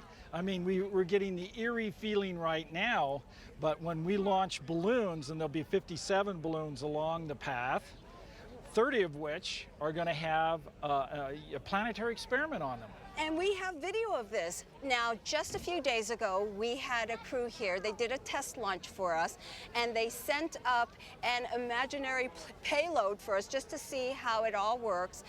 You have actual scientific experiments going up. We do. We have a bacillus. It's a harmless bacteria. We have on 30 balloons 2 coupons where the bacteria will be sprayed. One will stay on the ground, one will be affixed to the balloon.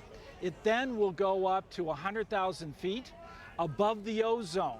So the ultraviolet light, also blocked a little bit by the moon, is just like Mars. In addition to that, the temperature and pressure will be just like Mars. So when the balloon goes up higher and bursts, comes down, we'll retrieve that coupon off the balloon, match it with the one on the ground, and then we'll see how many survive. Now, why is that information so critical for Mars research? Well, this bacteria is pretty much everywhere. It's very hardy, and it probably has made its way to Mars, perhaps even on our rovers. And I would like to know if that environment is so harsh that it would eliminate that bacteria or not. All right. I'm being selfish. I have never seen a total eclipse. And I'm sorry, I would love to talk to all of you people, but I want to put on my glasses too and take a look. Can we continue this conversation? I have to do this too. All right, and watch, and we can talk. All right, oh, so what we a little sliver. Just a little sliver of the sun right now. And let's talk about this. Why is this so rare? Well, you know, the plane of the moon relative to the Earth's sun line is tilted by 5 degrees. And so there's only 2 places where the moon and the Earth and sun are on that same line. And that's why every 18 months or so we get an eclipse. The shadow is 1 minute. 1 minute away. Wow. The crowd is getting excited. Wow. It's already so eerie. Oh, wow, it just got dark all around us. And you can feel the temperature getting colder here. Oh, yeah. The winds are really picking up. You know, this dark area, the winds are just flowing in. Oh, you can, it's just a tiny, tiny sliver right now.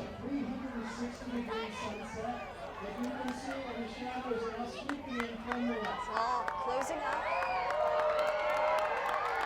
There it goes, it's going, getting smaller.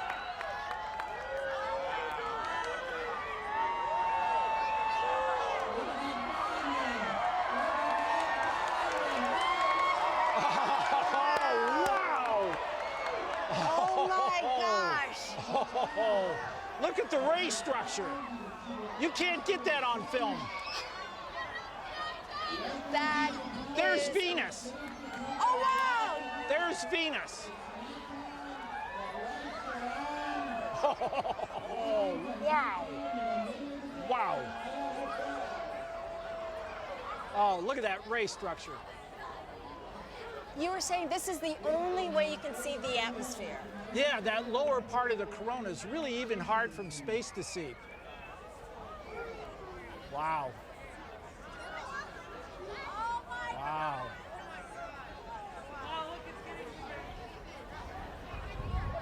I got to spend a second looking around at the crowd. Oh my goodness. Yeah. Wow. Wow. We should turn off the lights.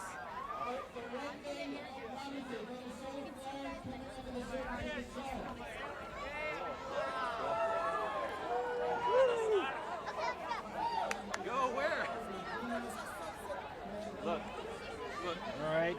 You get ready to put them back on your seat. Okay. Pretty quick. The earth or the sky. Have you noticed, Jim? The street lights are all on Oh, the around street us. lights turned on, We of confused course. the street lights. Of course. Who would have thought that? We didn't plan that one. All right, we should get ready for our glasses again. Get ready with your glasses. Okay, there it goes. That's the moon. Oh, look. There's Stand the diamond by. ring. There's the diamond ring. Oh my gosh. Yeah, wow. That Wow. is Was so. that all right? Oh my gosh.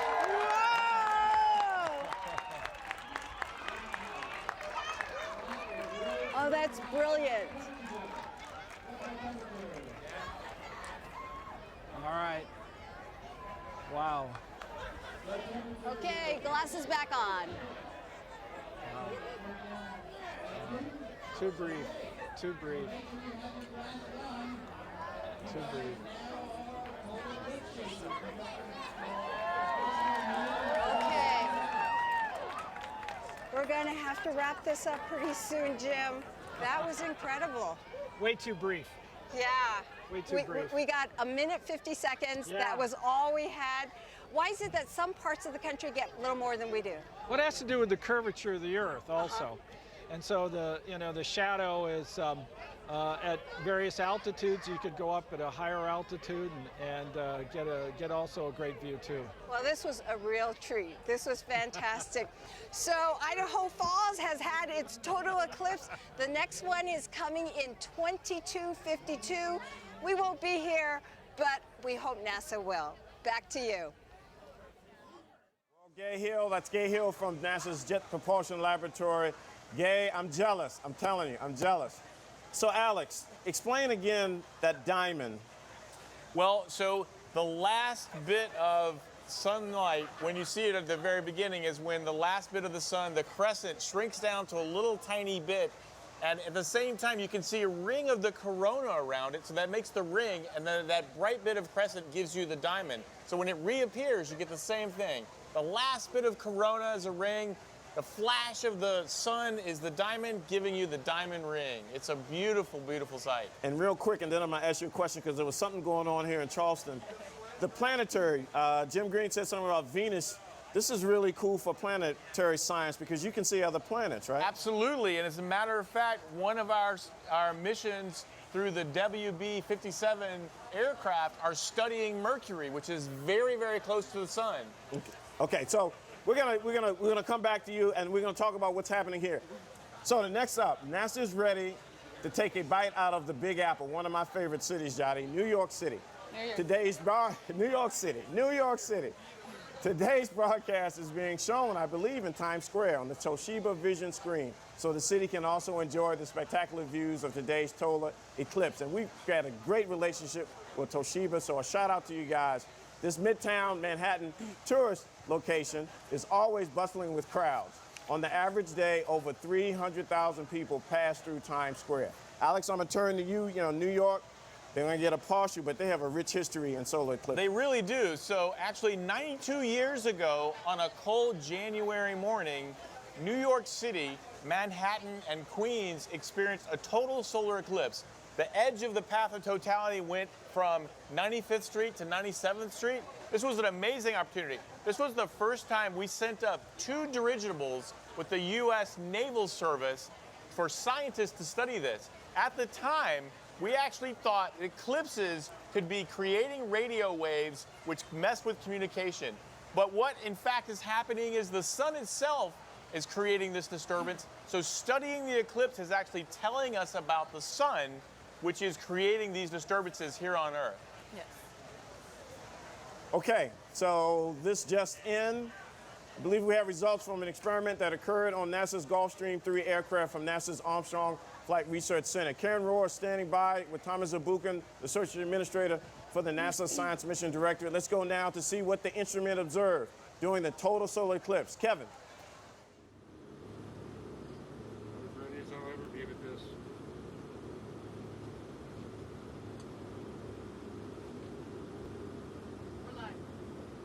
And we're back here at the G3 up over the Pacific Ocean off the coast of Oregon. And it was amazing, wasn't it? It was outstanding. And so for me, like, you know, at 25 years, I did research on the corona. I saw it for the first time. It was my first eclipse. Was it your first eclipse? My first eclipse as well. Just absolutely amazing.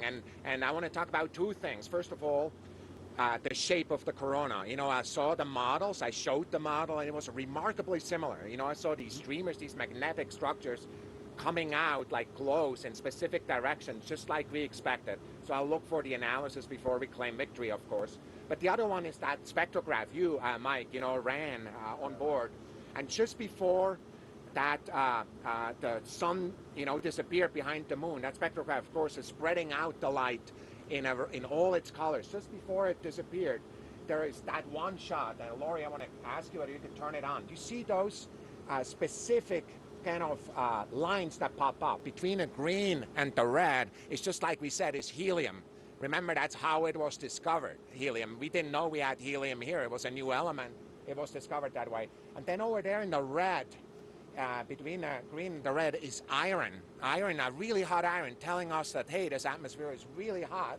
And then a little bit over, it's another line, red. Well, what is that? Well, it's hydrogen. Well, so even though it's really hot up there and only 1 in a million or 10 of million particles are neutral, it's still visible in that one shot that you saw. So Robert, back to you here, back on Earth. What did you feel like? How did you see this occur? Yeah, so it was fascinating to watch actually the shadow or the path of totality underneath us. We're at 35,000 feet, and you could see at totality, you could actually see the darkness down on the ground. And you could look north and south and see where it wasn't completely dark.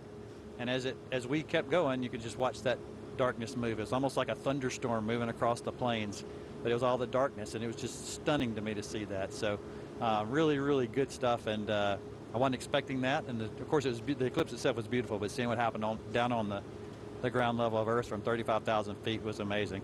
I just got to tell you, the team on this plane and the team all the way around this country is just doing a fantastic job. I wish you could have seen the folks here working to make sure we got the data that Thomas showed, some fantastic images we've already looked at that I can't wait to share with everybody and for everybody to see. But really exciting to watch this team work, and the pilots did a great job. We had a little bit of a challenge right at the time of when we needed to be best, but they did a great job recovering from that, and then kept us on path all the way through. So anyway, so thank you guys. Remember to put your glasses on for those of you who hadn't seen it yet, and we'll talk to you soon.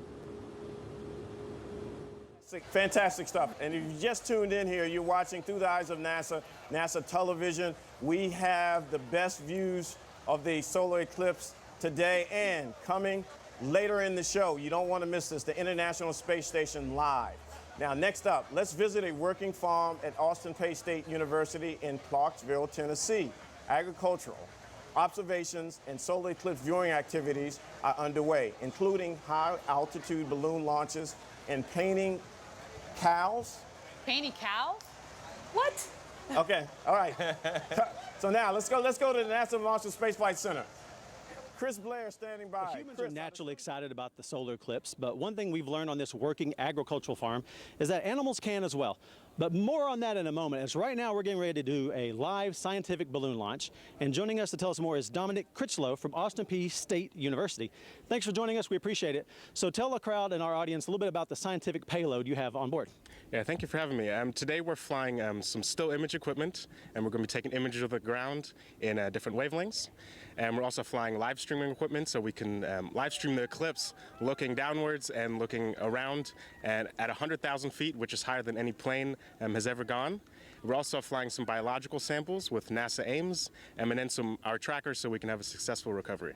Okay, and they've just released your balloon, so let's talk about the NASA science and the biological samples. Explain more. So NASA Ames has contacted us and all of the other teams that are going to be doing launches today across the whole path of the eclipse. We're going to all have a little chip of biological samples on there that are going to go up in the stratosphere, which is a similar atmosphere as we would see on the Martian surface. So we're doing some Martian studies, which is really interesting and cool. We are very excited about that. And so also, how many balloon releases are you planning on doing this today or this weekend? So all across the U.S., we have about 50 teams that are launching in the path of the eclipse so that we can have a full coverage of the stream. And on the site today, we have 3 launches from 3 different universities, and we're just really excited to be here, and hopefully all successful launches. All right, so finally, these balloons do go up and they come back down. And so what's some advice if anyone finds one of these payloads out and about across the country? What's a tip you would tell them? If you find it, leave it there. Maybe take a picture, because it's kind of cool to see something land in your backyard from research. And please don't touch it. We'll be there soon to pick it up. If you have to move it, let us know, and we'll just be there to recover it. Awesome. Thanks. We appreciate your time. Thank you. Appreciate it. Okay, so yesterday we had a chance to catch up with some serious students, albeit a little younger, but serious about doing real-world science nonetheless. And here to tell us more is my good friend and colleague, Mitzi Adams from NASA's Marshall Space Flight Center in Huntsville, Alabama. Mitzi, thanks for joining us. We appreciate it. So tell us about the science that these high school students are working on. Well, the students are actually working on some atmospheric science experiments. They're doing animal study experiments, and they're helping us observe the sun in various wavelengths of light. And these students aren't just from the Clarksville area. I understand they're all around the country, if not perhaps the globe. The students are from the U.S. Space and Rocket Center, and yes, they are from all around the globe. And they're actually from the Inspire project as well. They're participating in VLF radio noise experiments, and those folks are from Washington, D.C. All right, excellent. And so you mentioned the Space and Rocket Center, Space Camp. That's the official visitor center for NASA's Marshall Space Flight Center. Feel free, if you're in northern Alabama, to come and see us. They do a great job of representing a past, future, and present history of NASA. So any parting words? Well, you know, in the words of Frank Reynolds, I'd like for us to remember for the next American eclipse in 2024, let the shadow of the moon fall on an Earth at peace. Very poetically done. We appreciate it. All right, so up next is, as promised, our Animal Lovers segment. And so here on the agricultural farm, students are studying really cool STEM fields. So it's conservation management, it's veterinary medicine, animal biology, and so they're interested in animal behavior. And so joining us is Dr. Donald Sudbrink, head of the Ag Department here at Austin Peay State University.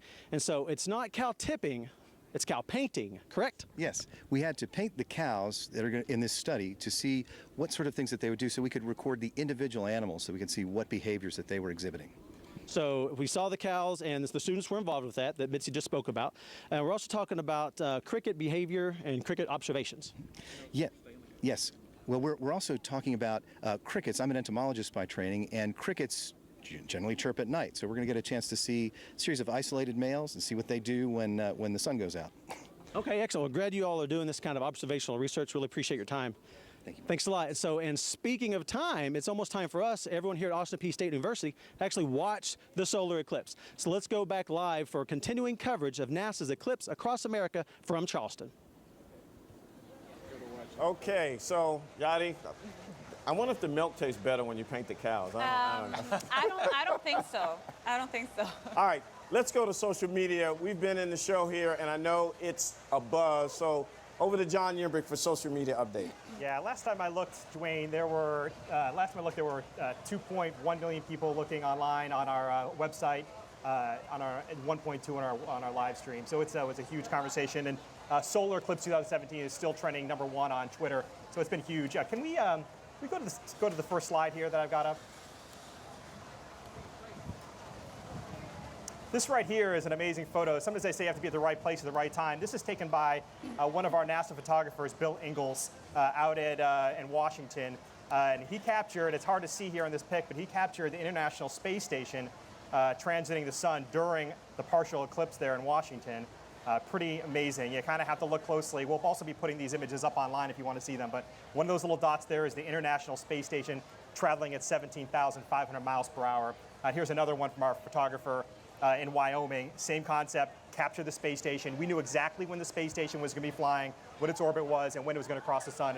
And look here, it's just an amazing sight. I'm really proud of our photographer for getting these shots and proactively trying to get something that no one else probably has, and thinking through and getting this great image. So let's take a few questions from social media. I want to remind our viewers at home that you can ask questions to us here on the set and on social media with the hashtag Eclipse 2017. So why don't we bring it back here to the stage? First question is from Twitter. What if we wear sunglasses instead of eclipse glasses? Will we actually be able to see the eclipse? Do sunglasses help? Does it give you any sort of protection? No, that's definitely a no-no. You should not wear sunglasses, normal sunglasses. Always wear the actual sunglasses that are made for solar viewing, like the ones that I'm having here right now in my hand. And if you don't have the sunglasses, you never look directly at the sun. You look like you do an indirect projection of that eclipse. Never look at the sun without the proper safety.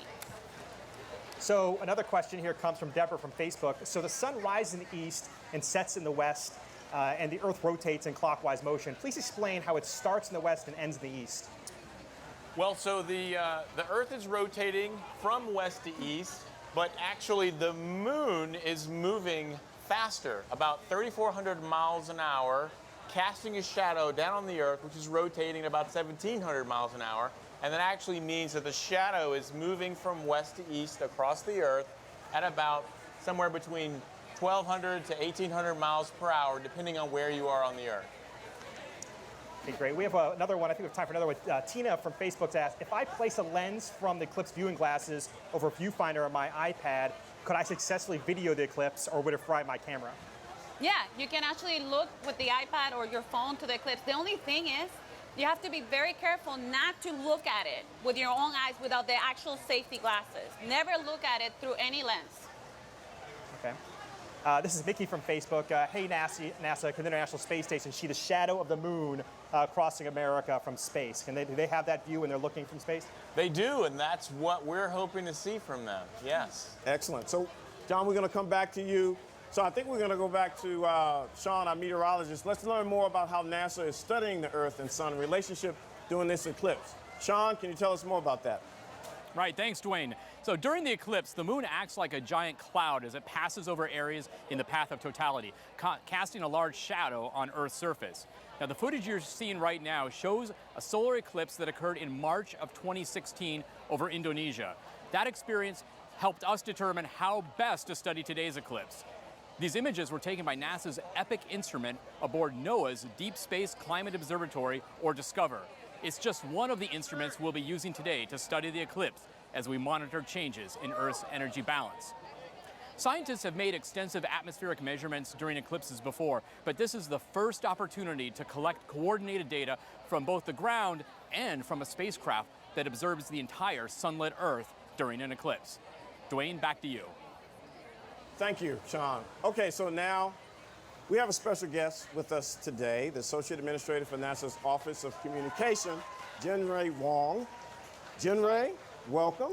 Dwayne, thank you. So happy to be here. Oh, it's an exciting day. It's a I'm wonderful glad you day. joined the team here. And our next location you are pretty familiar with, I'm sure. I'm very blessed, and I do know something about the great state of Nebraska. I've actually lived there for the last decade, and I have friends and family who are watching there from the path of totality. I have to tell you, this is by far the biggest thing that's happened in Nebraska as of recent. It's absolutely fabulous. I have had friends from high school and college calling me up, Facebook messaging me, asking where they can get their glasses, where they should be viewing from. So it's just a really exciting day for everyone who's watching along the path of totality. It's also a really exciting day for NASA. And in fact, this gives us an opportunity to look forward as well. And we have a future study that we are going to be doing for to study the sun. NASA is going to launch a new spacecraft next year, the Parker Solar Probe, and it will fly directly into the solar atmosphere. The mission will provide first of its kind data. And for more information on this future mission, let's go to Beatrice, Nebraska, where Vince Whitfield from NASA's Langley Research Center is standing by. He's at Homestead National Monument, where the National Park Service has coordinated an eclipse viewing. Vince? And just in, I think we're having, Vince is going to come up shortly, Jinray, so we're going to go back with an image, but we will be doing Nebraska as soon as we can. So a shout out to the great state. Thank you. Worth a shot.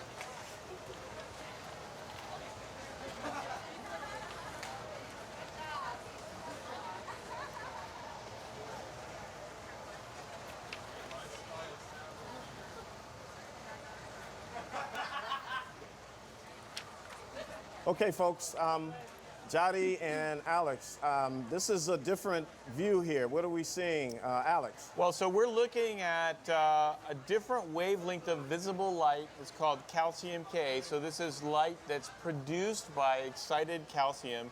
And this is showing us the sun as the moon is moving over it. And in fact, if you look over to the left on the edge of the sun, you actually see sunspots. A sunspot, yeah. And these are regions that heliophysicists like myself and Jari are most interested in because that's where solar explosions originate from. In fact, the magnetic fields that come up into the corona that we see during the total solar eclipse originate from those sunspots. Actually, this sunspot had a solar flare yesterday. Right, and I believe this is coming from Carbondale. So that's now it's why is it purple? Is that what's the color? That's actually the light and the color of the light in the filter. The color is a bluish light, and so it comes out as a purple color. But it is a type of visible light. It's one we look at quite often from both space and the ground and look in the sun. Now I see some black thingies, look like a little river. You see it over there near the corner on the left? Yeah, that's the sunspots. Now, what's a sunspot, just for our audience here? Those are the regions where most of the space weather actually originates. The solar flares, the coronal mass ejections are regions of the sun that have very complicated magnetic fields. And these are where most of the magnetic energy is actually released. Right, so those are regions of super intense magnetic field, 1,000 times stronger than the Earth's magnetic field. And those have lots of energy and they drive space weather. Okay, I think that's why we didn't get the Nebraska feed right now. Those things cause that, I think, right? That's right. We're getting a little glitch. Hopefully we get Nebraska. Okay, Sean, we're going back over to you. We'll talk about moon shattering. That's right, Dwayne. We've got some really incredible imagery for you. This is again from the GOES-16 weather satellite just launched last year by NASA for our friends at NOAA. And what you're seeing in the western portion of this image is actually the moon's shadow being cast over parts of the path of totality. And of course, you see the cloud cover across the U.S. as well. And as I was telling you earlier, it's actually looking pretty good for most of the western parts of the U.S. that are in the path of totality. Not so good for maybe parts of the central U.S. Where we've got some thunderstorm activity developing and expected to develop later today, this afternoon, for places like Nebraska, parts of Nebraska and Missouri and northern Illinois, so maybe north of Carbondale. And then gets better again as you see in terms of cloud cover as we move further east toward Charleston here. But here in Charleston, we still have some breaks in the cloud. Where the sun is, it's still obscured, but we are able to actually see some of the partial eclipse here in Charleston through some of the breaks in cloud. But again, really wanted to show you guys that imagery from GOES-16 satellite from NOAA showing you the moon's shadow actually being cast over parts of the western United States right now. With that, Dwayne, I'm going to hand it back over to you. Thanks, Sean. Now, as a reminder, our broadcast is tracking the total solar eclipse as it crosses the United States. It's moving along a path of totality. That's a 70-mile wide path sweeping across the entire nation. Over 12 million people live inside the path of totality, plus it's estimated that close to 7 million people have traveled to cities within the path of totality. I know that today is truly a day of celebration as people gather in cities and festivals to view today's celestial event. So let's get into the cultural impact here, guys. Alex, what's your take on the cultural impact of these eclipses? Well, you know, this is really such a fantastic opportunity to connect the nation and, in fact, the world with one of nature's most amazing celestial events. And this is something that we, as working at NASA, are really excited to be able to share. And in fact, we've even worked with some of our colleagues in other parts like the U.S. Postal Service. Yes, the U.S. Postal Service actually created a special stamp for this event. Right. So what I want to do, let's talk about the stamp. Sure. But Ray Charleston, Nebraska, the sunspots are gone, so let's go to Nebraska. Vince Whitfield, are you there? Hi, we're at the Homestead National Monument of America. This is a great location to watch the eclipse, and we've staked out a good spot here on the prairie. Even though the weather isn't cooperating, this is still an excellent event. We're also very prepared. Please make sure to use your protective glasses when viewing the eclipse wherever you are. You can cause serious damage to your eyes if you don't take precautions while watching. And there are a lot of people watching. As you can tell, The festivities, just like the eclipse, are in full swing. I'm joined by Chief Park Ranger Susan Cook. Hey Vince, how are you? Great, Susan. Thanks for joining me today. Please tell us about this amazing place and what's going on behind us. Well, we are at Homestead National Monument of America. We are a national park site dedicated to telling the story of homesteading. 30 states, 4 million people, 10% of the United States was homesteaded. The head of a household, anybody could own land as long as you could be a U.S. citizen. You got 160 acres. It's how we settled the West. We built our democracy, we built our economy, settling the West through this law. That is just so interesting. Now, I understand the Mayan calendar followed the solar eclipse calendar closely. Is that correct? It did. The ancient Mayan used several different calendars to organize their secular and spiritual lives. Many of these calendars had strong roots in the motions of celestial objects, especially the sun and the moon. And the Hub calendar is a solar calendar of 365 days, subdivided into 18 months of 20 days, plus 1 month of 5 days. Another calendar is a Tzolk'in made of 260 days, subdivided into 13 months of 20 days. This calendar also has a resonance with eclipses, which occur about every 173 days. Every 3 sequences of eclipses aligns every 2 cycles of the Tzolk'in. Who could keep track of that, frankly? It's just amazing. Now, as a Chief Park Ranger, I have to congratulate you. This is a fantastic venue. Tell us about some of the activities you have planned. Well, actually, right now you can feel it getting darker, but we have stage performances going on. We have many NASA scientists. You can learn about planetary defense. How do we defend our world? You have NASA scientists doing other things. We have Native Americans. We have a Mayan Calendar in the Sky program.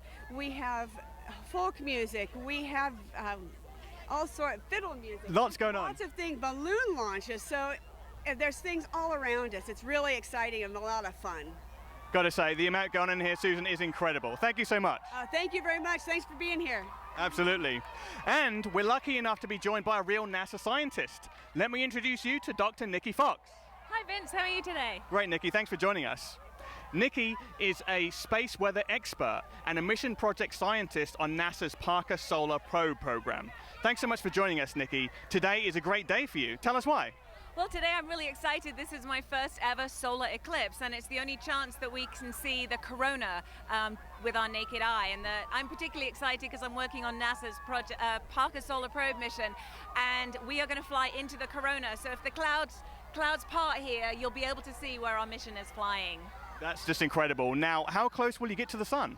We will get to within 4 million miles, and I know that doesn't sound terribly close, but if I put the Earth and the sun apart on a football field, then we would be at the 4-yard line. That's just amazing. Now, for you watching at home, that's kind of like traveling from Washington, D.C. to Philadelphia in about 1 second. Just incredible speeds. Now, how can you be so close to the sun and not burn up? So we have a wonderful heat shield, but we also, the technology, it's been 60 years since this mission was first thought of, and it's only now that technology has caught up with our dreams. That's just amazing. Now, it looks like we're coming up to the moment of totality here on the prairie. What are some of the things we should be looking for? So if it clears, you should see a beautiful corona, and that it looks like a pearly, hazy crown around the sun. And in fact, it's called a corona because that's Latin for crown. And then as it's going beautifully dark here, it's becoming twilight. You hear everyone going crazy here. You should be able to start seeing stars, and we can actually see 4 planets. This time you should see Jupiter, Mercury, Mars, and Venus all in this night sky during the day. So it's just an amazing, amazing experience. And if you can't see the corona, I do have a map of it here. This is a 3D print that was done for me, and it looks exactly, it's a predict of what the corona looks like today. So if it's cloudy, here's your corona. Now, it looks like the moment of totality is upon us. Let's just take let the guys at home have a few moments to take in the sights and sounds of the crowd as totality happens on the prairie. Oh, wow. And you can see the corona, and I may cry, but you can see the corona. So now you're seeing this wonderful hazy atmosphere. I don't need my glasses now, Vince, because we are in totality. Wow. And so this is the only time that it's safe to look. But right now you can see that hazy ring. That is the chromosphere. It is looking a little bit sort of reddish. And you just see there's those red wisps are little prominences that are coming away from the sun. Wow. Unfortunately, we can't quite see the stars yet because of the clouds, but my goodness, you can see the corona, and that is an absolutely incredible sight. Yeah, this is just magnificent. It really is. Everything's kind of, well, other than the people hooting and hollering here, everything else has gone quiet. The animals think it's nighttime. There's this amazing sort of twilight view all around us. And just look at that corona. That is incredible. Absolutely incredible. Yeah, that's amazing. Yep, and the moon is going to continue. We've got about 2 minutes, 35 seconds of this amazing view. And then here we come. Here comes the diamond ring. So it is glasses on again time. Glasses on. And here it comes. There's the diamond ring. And that is the most spectacular sight. That's amazing. That is just incredible. And of course the diamond ring you see because the moon is not a totally smooth sphere. And so you're seeing little spots of light peeping out between the craters on the moon. And my goodness, I'm sorry, I'm so excited. It's incredible. Yeah, it's hard to convey the excitement of the energy. There are 10,000 people on the prairie here at the Homestead National Monument of America, and the energy is just amazing. And they've been here, a lot of them have been here since 6 o'clock this morning, and the atmosphere has been incredible. Everybody is happy, and it has just been amazing. That's just amazing. Wow. Okay, Nikki, let's bring you over to this side. It looks like the moment of totality has passed us here. Yes. Now, what should we be watching for in the moments after totality? In the moments after totality, you will start to see again the Bailey's bead. So we did see that diamond ring, and I got super excited. But as the moon continues now to pass away, you'll start to see the solar surface come back. It's becoming light again. If we had any roosters here, they would actually be crowing. So it's just been it's amazing, and you'll start to see the sun coming back. And I don't know, I always think what it would have been like if you didn't know the sun was going to come back. You just thought it was disappearing, but here comes the sun again. So it's a wonderful, wonderful day here on the prairie. That's wonderful. Nikki, what an amazing experience. Yes. Thanks so much for talking us through that. I wouldn't be anywhere else, Vince. Thank you. Thank you very much. What a great experience, everybody. That is amazing. Now, it looks like things are starting to calm down here on the prairie, but that doesn't mean the show is over. Our coverage of the path of totality continues across the entire path. So let's go ahead and send it back to NASA's Eclipse Central. Thank you, Vince. It was well worth the wait, my friend. We were a little delayed there, but my goodness. Jody, did you see that? I mean... That was amazing. Do you see that diamond ring? That was, you know, it was even more prominent there. It was very prominent. You could see like the ray of light, like very, very nice, and the whole diamond around the whole surface. It was amazing. And Alex, it got really dark. I mean, it really did. That's actually enjoyed seeing them out on that prairie and seeing. It looked like she was in some sort of weird, strange light, and she was lit up, and everything behind her was dark. It was really cool. Fantastic. Nebraska, you rocking the house. We really, really appreciate that. But like Vince said, there's a lot more to come, and we got the International Space Station, don't forget. So, Jody, I want to go back. You know, we had to bring in those images, but we were talking about, and you mentioned the stamp. Now, the United States Postal Service, they do amazing work. They do. But they really outdid themselves this time. Go ahead and finish. They did. They actually created a special stamp for this event. It's actually a thermochromic stamp, which means that it gets activated by heat, and you're actually looking at it now in your images.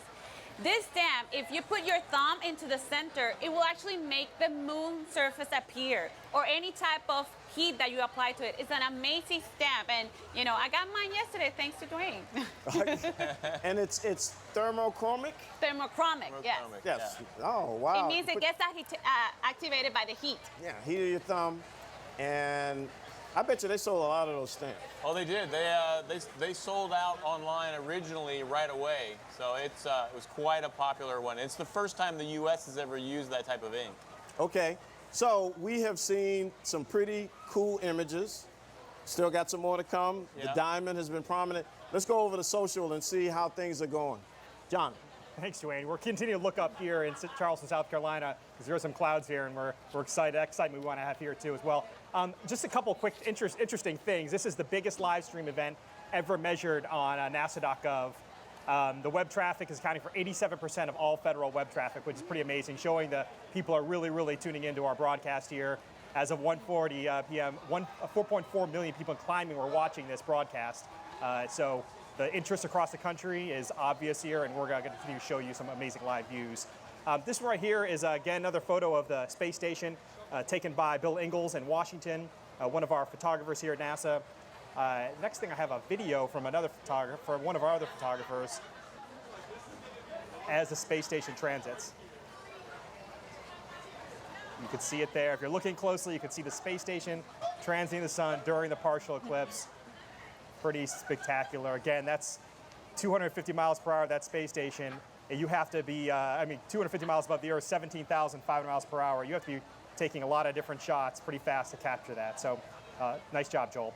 Okay, so let's go to Jefferson City. The moon shadow is continuing to pass over the United States in this remarkable celestial event. Our next stop on the path, as I said, of totality is Jefferson City, Missouri.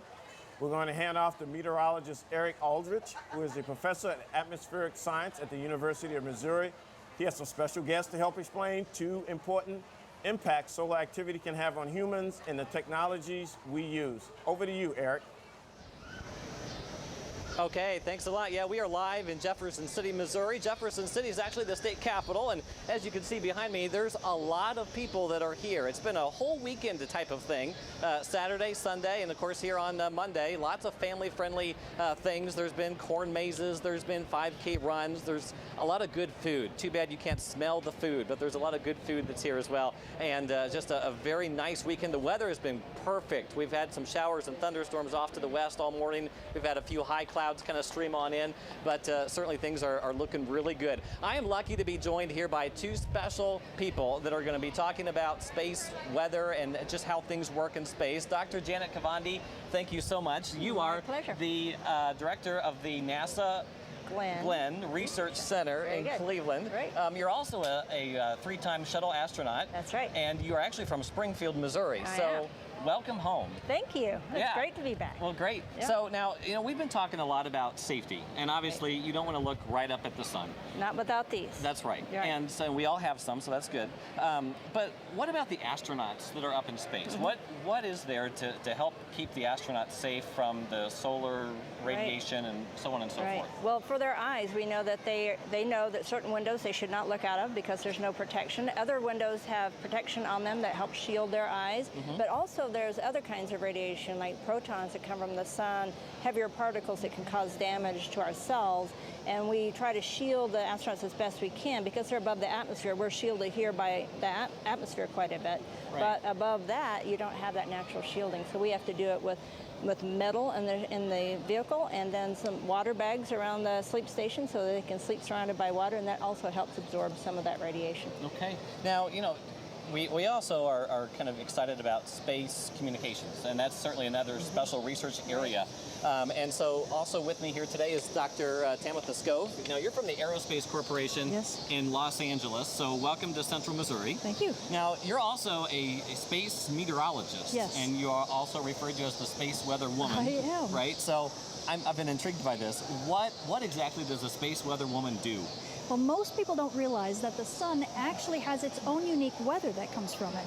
And those solar eruptions that come from the sun, they actually hit Earth and cause issues for us. So I actually do a weekly broadcast, weather predictions, just like you do, like a meteorologist, that talks about when these events hit Earth and the types of issues that they cause for things like communications, like GPS and other systems. Okay, now we're just about 15 seconds away, actually, I believe, from totality. Put our glasses on. So we're going to put our glasses on. You can hear the crowd cheering in the background, and it is getting dark. We're getting close to Bailey Beads. Here we go. We're almost at totality. And you can see the here we Bailey go. Beads. There's almost the diamond ring right there. And there we go. I think we're at totality. So now you can take your glasses off. That is amazing. Listen to that. You can actually see the corona a little bit even through the clouds. That is incredible. Now, Dr. Kavandi, you've been in space. You've seen numerous sunrises and sunsets from the space shuttle. How does this event compare? Oh, this is completely different than anything I've seen before. I never saw an eclipse. I've seen a partial, but nothing like this. This is really unique and nothing like I saw in space. Space has its really cool visuals, but this is really amazing. And I'm starting to hear the crickets. They're starting to come on out. Obviously, the street lamps. This is just amazing. Now, I'm also looking up to try to find the Big Dipper and some of the other stars, some of the other planets. Not through the clouds, likely. Right. And I'm like I'm really mesmerized by this. This is This is a spectacular event. We've had several solar storms that have been launched, and some of them have been launched from the left side of the sun. So we're actually seeing a difference from what the corona looked like in our predictions to what it looks like now. And then on top of that, we have ham radio operators all over the state right now who are making contacts that they haven't been able to make because the upper atmosphere is just all turbulent right now, and it affects the communication signals. So we've got GPS operators and ham radio operators doing a ton of science, and it's just so overwhelming. This is amazing. Now, my team of atmospheric science researchers from the University of Missouri, they are actually sending up weather balloons here this afternoon to try to figure out, how the weather is changing at certain height levels. And actually, here's a map of the solar radiation throughout the state of Missouri, and you can kind of see how much solar radiation is hitting the surface of the earth here in Missouri. Just interesting. This is amazing. It is. You can tell the crowd is just mesmerized. This is so cool. And you can even see the dips in the valleys as you can see little areas of the sun where it's shining through more. Right, and those create the Bailey beads that we see as we get out of totality, which is coming up here pretty soon. Right. Not quite yet, though. Yeah, I think we come out of totality at 1:15:35 local time, and so we just have a few more seconds of that. Absolutely an amazing event. And again, we're so lucky that some of these high clouds were able to kind of fall apart a little bit so we could experience this. For us, yes. And I can't believe we can actually see the corona through the clouds. Great. Okay, Yeah. that's the air horn. We're coming out of totality. We're going to have to end up. So we need to put our safety in just a glasses back on. There we go. Put your Bailey beads. There we go. We got to put the glasses back on. Oh my goodness. So as you can see, we're coming out of totality here in Jefferson City, Missouri. Ladies, thank you so much for experiencing this with me. Thank you. Quite an experience. Thank you very much. Yes, it was. Thank you. So everyone's excited here in Jefferson City, Missouri. The sun's starting to come out a little bit. We're going to go ahead and send it back to Charleston. We should have stayed. Thanks, Eric. Yadi, wow. It's an amazing, I get goosebumps every time I see this. And so I cannot imagine how it's going to be, when we actually see it here in South Carolina. I mean, so Alex, I'm speechless, man. I mean, as a scientist, you gotta love this stuff, right? Oh my God, and it's so great to hear them. I mean, I love hearing an experienced astronaut talk about how overwhelming it is, given the amazing things that she has seen, but also to hear my colleague, Tamitha Scove, who is also a heliophysicist and a space weather expert. I can hear the excitement in her voice. I mean, it's palpable. It's just great. Okay, so check this out, guys. I mean, I think things are going so smooth. We're gonna go to another image right now from Hopkins Girl. Brian Massey, out there from Marshall Space Flight Center. What's going on? You got some action there. From Hopkinsville. There it is. That's beautiful. They're getting close. Now, it's yellow. Is that, we had purple, does that mean something there? Well, the previous one we saw that was purple was calcium K. It was a blue kind of light. This is actually more of a white light, continuous. Yeah. But the thing to remember is sometimes the different filters you use will change the color just a little bit. But what we're seeing here is really more visible, broader spectrum white light. Okay. White light. Let me, John, you gotta have some cool stuff on social media. This is a good question, guys. Mark from Facebook's asking, and this is what really applies right now. When observing the moon at night, I see it proceed from eastern to western horizon, much like the sun does. How come the solar eclipse is traveling from west to east across the U.S.? Well, again, that's because when we're looking at the moonrise, that's actually because of our location on the Earth and the fact that the Earth is rotating from west to east, the same reason that the sun rises in the east and sets in the west. But the moon itself is moving in the same direction the Earth is rotating, and it's casting that shadow down on the Earth, and that is moving in the direction that both the moon is orbiting and the Earth is rotating. So from west to east. Okay, so the total eclipse has now passed over half the country. It's currently over Illinois, and I think we're going to have some views coming up shortly. But what I really want to do here, guys, is this has been really incredible. I want to give a shout out to the College of Charleston. Make some noise.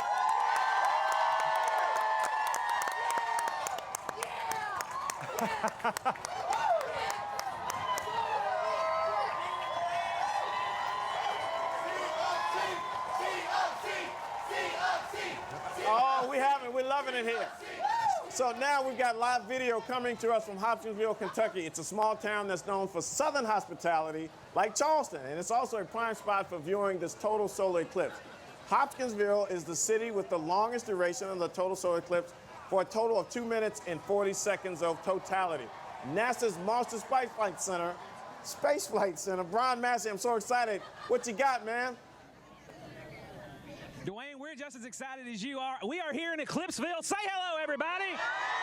Oh, we're having a great time. I'm surrounded by 1,000 of my best friends. We're getting ready. It's starting to get a little darker already. We're also joined here by NASA Marshall planetary scientist Renee Weber. Renee, thanks for joining us. Thanks. It's really great to be here. I just want to say thank you to the city of Hopkinsville for having us out on this beautiful farm in Kentucky, and we're just all really excited. Yeah, definitely. It's a lot of fun. The light's starting to fade, and the excitement's getting bigger. We are at the point of greatest eclipse here at Hopkinsville. Renee, tell us a little bit, what's the significance of that?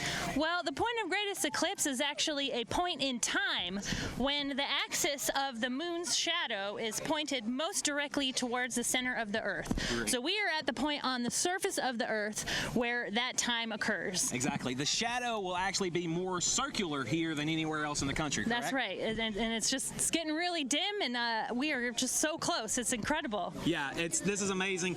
We can't wait to break out in the darkness. We've got our glasses out. We've been looking up at it. You can see now on the screen our live telescope view, and this is just amazing. Everybody is really enjoying it.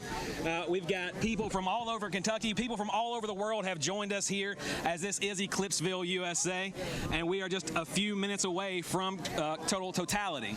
But before we get to that point, Renee, tell us, you're a planetary scientist and you specialize in the moon, a lunar scientist. How does the eclipse really speak to what you do? Well, it is pretty cool to look up there, and when you're seeing that sun get dimmer and dimmer, it's because the moon is up there. Right. And I like to tell everyone that you're really looking at the moon when you're watching a solar eclipse, and it's just getting dim, and it's starting to get a lot cooler too. Yeah, it's incredible. Crazy. This is my first solar eclipse. Renee, have you ever experienced one? This is my first total eclipse too. I've seen partial eclipses, but I've never had a chance to see totality before, and I'm just so excited. It's amazing. The light is starting to fade as the moon steps in front of the sun here, and it's already just a really eerie feeling here, getting dark in the middle of the day. But we're really excited about it, and we're just a few seconds away. I've lost my counter, but I'm going to look back at the sun while I still have the opportunity. Wow, that is absolutely amazing. We're down to just a thin sliver of the sun. Renee, what do you think about this? I can't believe it. It looks incredible, and it really is starting to get dim, and nobody even needs their sunglasses, just your eclipse glasses, and you can see that beautiful crescent sun. Wow, this is absolutely amazing. We're just really looking forward to that for a chance. We got no clouds here in the sky, and you can see some airplanes up there, but that sun is just getting smaller and smaller. Yeah, it's definitely a Hopkinsville, Kentucky Chamber of Commerce sponsored day here in Eclipseville. There's not a cloud in the sky, and it's amazing how it's gotten so much cooler here since the sun started covering up started being covered. Yeah, it's nice to have a break from that hot southern sun. Yeah, definitely. We've been sweating it out a couple days here in Hopkinsville getting ready for this. We're getting really close now. So what exactly are we looking at here, Renee? Well, we are just about close to 100%. It's just getting smaller and smaller, and it's getting dimmer and dimmer, and hopefully soon we'll have a chance to see those Bailey's beads and that diamond ring. Right. That's when you can actually see the light shining through the moon's valleys. The moon's not a perfectly smooth sphere. It's got that rugged surface, and you can see those sun rays shining through those mountains and valleys and craters. Wow. It's looking like we're about 1 minute out now, and it's just getting smaller and smaller. Wow, this is amazing. The crowd's getting really excited too. Hey guys, who back there is excited for the solar eclipse?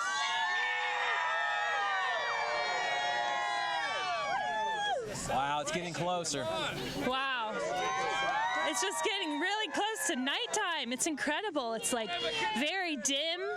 Definitely it feels like dawn or dusk here in Hopkinsville right now as it's getting closer. Sisters, come on!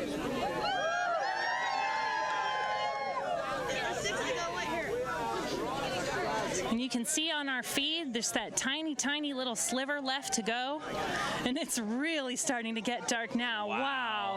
beautiful. It's like Goodness dust. gracious. And you can see the pink color around the horizon. Oh, it's like a sunset. It's beautiful. It's going. It's going. Just that tiny, tiny last sliver. Oh my goodness.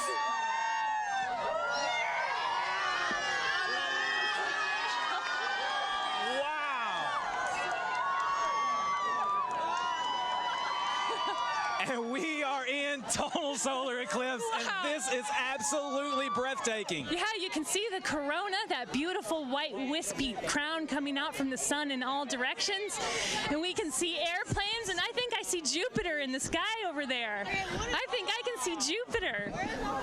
Wow. And I see other planets too, and stars. I can only imagine in ancient times what this must have been like. I know. Out of nowhere. I am covered in head to toe in goosebumps. A complete chill. I know, has come I over am my too. body. I just can't believe we finally got a chance to see it. I mean, it's one thing to read about it, but it's another thing when you get to see it yourself with your own eyes. Guys, we're going to take a break here just a second. We're going to step back and fully enjoy this and hope you enjoy our feed on the telescope.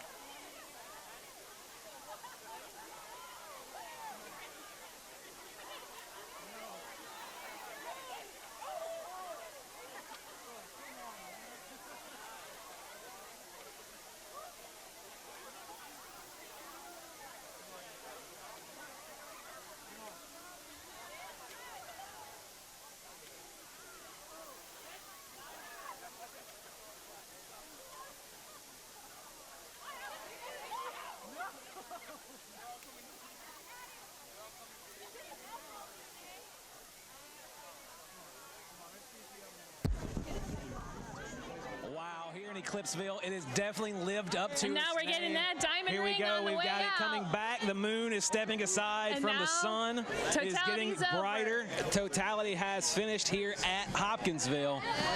Wow, that was absolutely amazing, Renee. Can you even try to put it in words? I can. I mean, I just have goosebumps all over my body.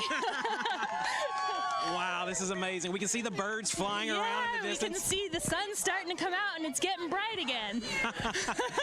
This is amazing. It's really a once-in-a-lifetime opportunity. Yeah, Until the next definitely. eclipse Yeah, that we'll exactly. have only 6 years away. We get to see it again. Wow, we'll be there. Yeah. We will be making Without our a way. doubt. I think I'm hooked. I'm an addict. We have sat in meetings preparing for this for the last 2 or 3 months, and now that it's actually here, it's completely 100% lived up to its billing, and I can't imagine, I can't believe what just happened. It was just amazing. We were so worried about the weather and the yeah. broadcast and making sure our telescope was set up and everything went smooth, and we just had a blast. Wow, this has been absolutely amazing. Folks, we have really enjoyed it. It's been a great time here at Hopkinsville, here at Eclipseville, USA. Now time for us to send it back to Clarksville, Tennessee, where our good friend Chris Blair is standing by for their reaction to the eclipse. Chris?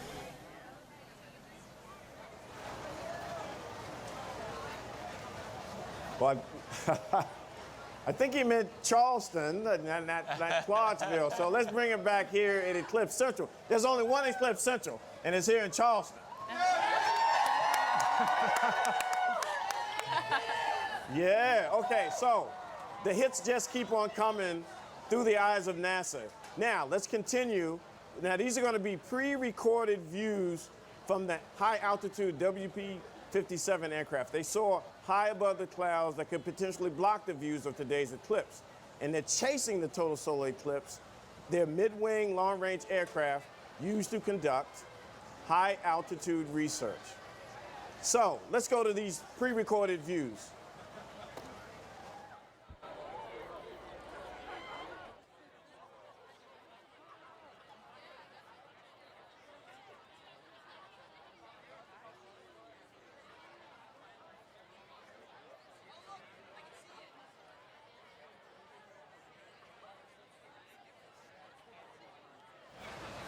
Yeah. Yeah. Okay. Yeah. What are we seeing here, Alex? So right now we're looking at these specially fitted cameras. They're on the nose cone of the WB-57, and these are designed to look at the corona, and they're also designed to look at Mercury. They're taking thousands of images every minute and processing this data to give us an extended view, because up there at 50,000 feet, it's 20 to 30 times darker than it is here on the Earth, because there's a lot less scattered light. So this is a really unique opportunity. As those two planes fly in tandem, they give us about 8 or more minutes of a view of the corona.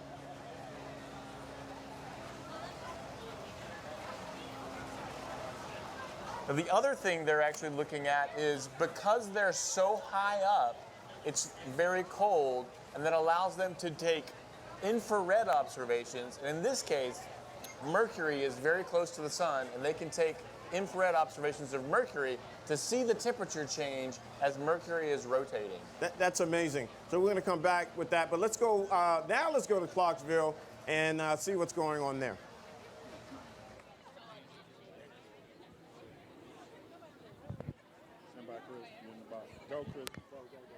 All right, thanks and welcome back. We're excited to highlight some of the student science and the STEM aspect of this solar eclipse. We have several students joining us right now. Would you please tell our audience your name and what school you go to? My name's Eliza Dellert. I'm from the University of Alabama, Huntsville. And what club or group are you with? I'm actually with the Space Hardware Club. All right, and you guys have been launching balloons all day today. Tell us about the scientific payloads and the instrumentation. Well, on our first balloon, we had a Geiger counter counting alpha, beta, gamma particles. We also had a pointing payload to get stabilized camera footage along the way.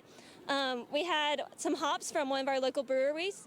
And then we, on our second balloon, we had a live streaming payload. So that was cool. That was probably our biggest project, thanks to Alabama Space Grant and National Space Grant. And so we were really excited with all of our experiments. They went really well. Excellent. Well, we're glad you came here to do this. We appreciate it. I appreciate it. Thank you. And so that's University of Alabama in Huntsville. And so we also have another student joining us from the Space Camp, U.S. Space and Rocket Center in Huntsville, Alabama. Tell our audience, please, your name. And I just said who you're with. So tell us your name, please. I'm Stephanie Bonifield. I'm from Pittsburgh, Pennsylvania.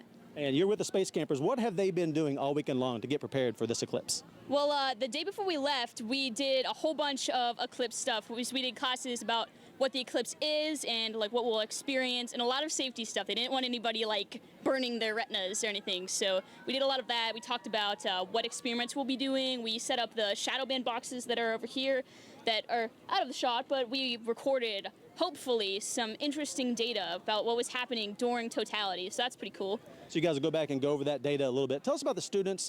Where are they from? It's not just students from Alabama. No, yeah, we have students from all over the country and even all over the world. We have students just in my team who are from like Spain. We've got someone from Norway, all over the world. It's crazy. There's a girl in another group who's from Mexico and a boy from Mexico, and they were like talking to each other in in Spanish the other day, and that was really neat, just meeting other people from other cultures. So you really get a neat experience at camp. Absolutely. Education is global. And so lastly with you, give us your first reaction to viewing the solar eclipse. It's just really crazy. It is daylight here, and it was daylight before, and then the eclipse kind of comes in slow, and it's just like a glowing ring in the sky. It's incredible. It's so hard to explain. And then the lighting, it's not like dark like at night. It's like this kind of almost eerie sort of ambient lighting, and there's a sunset everywhere. And then after totality, like right after, it was like somebody turned daylight back on. The moon just moves away and it's light again. It's really awesome. No, absolutely. It's exactly what happened. So thanks. We appreciate your time. Thanks a lot. So we got one more student joining us. It's from the Inspire Project. Please tell us your name and what school you attend. I am Robert Allsbrooks, and I attend Chesapeake Math and IT Academy in Maryland. And tell us a little bit about the science experiments and research you were working on while you were here. I was working with the balloons, and I was also working with the shadow bands and the ham radio. All right, and how about your first reaction to the solar eclipse? It was just amazing. When I saw the sun go away, and it almost went pitch black, and I just looked up, and it was just a ring around the sun, and it was amazing. That's all I have to say. I appreciate it. Thanks a lot. Thank you. On behalf of everyone here at Austin Peay State University and NASA's Marshall Space Flight Center, thanks for letting us be a small part of this wonderful event. Right now, let's go back live for continuing coverage of this eclipse from Charleston. Thank you, thank you. We are having a great time here at the College of Charleston, but we've got more images coming here and the International Space Station later. Let's get some images coming in from the Great Smoky Mountains, one of the largest national parks east of Rocky Mountains.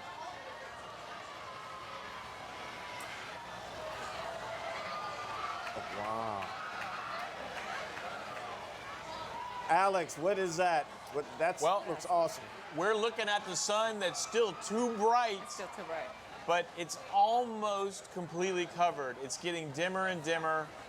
And this is the unfiltered sun. So we're going to go straight from this to Totality. seeing the corona directly. This is going to be a pretty cool shot, actually. So here's you can still, see it's glasses getting still dimmer on. and dimmer.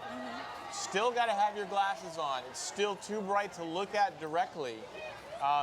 But it's just almost like a little tiny Christmas star or something. It's crazy. It's getting tiny and tinier. Now, why was it in the shape of a star? That's the first one I've seen. That's oh, there it is. I can see the corona. Oh, okay. That's because the camera itself didn't have a filter on it, and it was too difficult to see. But we can see the corona. There's now a little black dot, and you can see the corona around it, and that's actually the closest to what we're going to see when we look at it with our own eyes, when we view it here. John, let's go to social, man. They got to be buzzing on the conversation here. Yeah, there's a lot of questions coming in. Of course, it's trending all over social media. Let's pull up this image right here on the sidebar, if possible. This right here is just one of our users did of the eclipse from Arlington, Texas. Pretty freaking cool, showing the showing the partial eclipse on his hand. Really interesting. And then we have the Toshiba screen in New York City, where, of course, everyone there in Times Square is able to see the partial eclipse. So it's pretty spectacular. Views coming in. And we do have a few questions. I'd like to just try to get a couple in. Is it okay to see a solar eclipse in selfie mode? I see a lot of people, there's students out here, and students like to take selfies. Is that without glasses? Is that okay to do? Actually, it is if the sun's especially behind you, because if you're looking down, the sun's behind you, and you've got it in selfie mode, that actually will protect your eyes. Again, the main thing is you do not want to have it pointed directly at the sun so that you might move away and see it with your unprotected eyes. Yes. So let me use this opportunity to talk about safety reminders too, about just making sure, like you just said, it's the overall view. You know, if you're in the partial solar eclipse, make sure that you always have your glasses on to look at the sun. The only time that is safe to take off the glasses is when you're all completely, like the moon completely lost the surface of the sun in totality. As soon as you see that diamond ring effect, that's the timing to actually put back your glasses to look back at that amazing event. And John, let's get one more social question before we go to the next phase here. We're just having too much fun here. Starting to get cold and dark here too in Charleston. This is, I think this is pretty obvious by all of us outside right here, but is it safe to be outside during the eclipse as long as you don't look directly at the sun? Absolutely. There's nothing different. We are just having less sunlight shining down on us, but there's no real difference, and it's absolutely safe to be outside. And we, of course, as long as you're safe, encourage that. Yeah, go outside and watch this event. Okay. All right, here we go. So let's talk about exoplanets. A solar eclipse is a special kind of transit or movement of astronomical body that passes in front of another. And if you've been watching along with us, you know NASA is using today's transit to further study the sun. We use similar transits to study planets outside of our solar system, or as I said, exoplanets, as they pass in front of their distant star.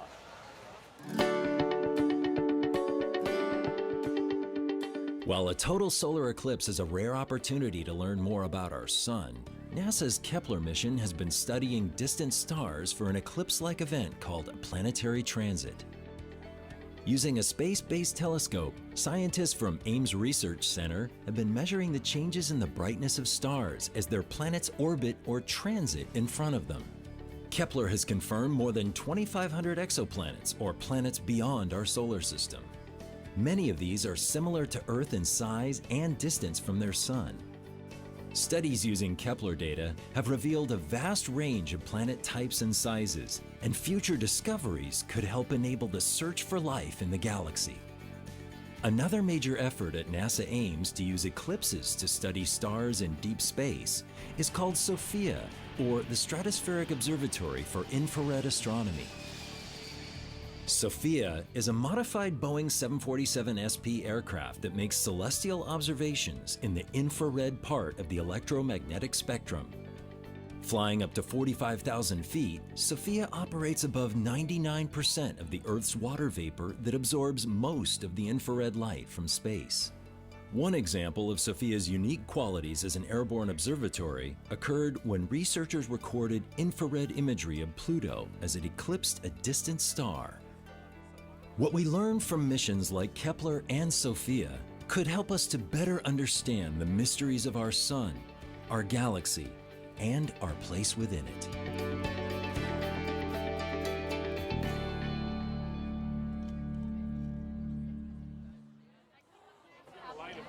All right, thank you. We're here live at the College of Charleston in Charleston, South Carolina, where it is just about time for totality. And I'm here with my colleagues, Dwayne Brown and John Yembrick, and Jari is somewhere, I believe, Carla Vega, and Alex Young. And you can see the crowd behind us. And if you look up in the sky, which I was doing just before we came back here live, we are probably at about 90% totality. And the good news from the weather standpoint is there are some clouds, but I see some breaks in them just off to the south a little bit, and fingers crossed, really tight that those breaks are going to move over as we get into totality in just a few minutes. Dwayne, what do you have to say about that? Well, first of all, I want to thank you for, hey man, we got something. You are the man. You are the man. This is exciting. We've got our glasses. We got our scientists. Johnny, come on, get in here, and Alex here. So we're excited here. The college, make some more noise, College of Charleston. Yeah. We are having a ball here. There's still a lot more here through the eyes of NASA. We got the International Space Station coming up. You don't want to miss it. And here we go here. Safety glasses on, guys.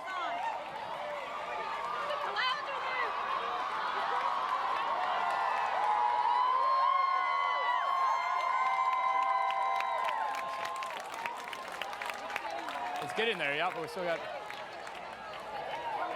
maybe a few more minutes to go till totality, but you can see, look at that, you can see that, yeah. Wow. Johnny, you know, even with the clouds, we can still see it. It's pretty good, right?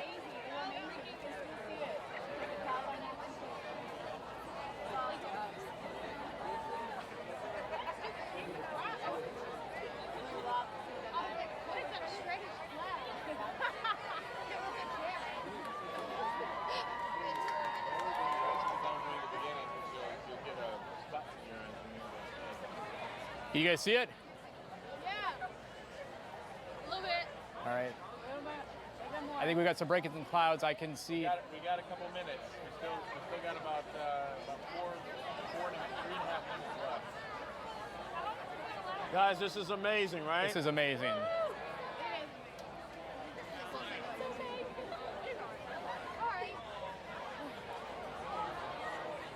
Through the eyes of NASA.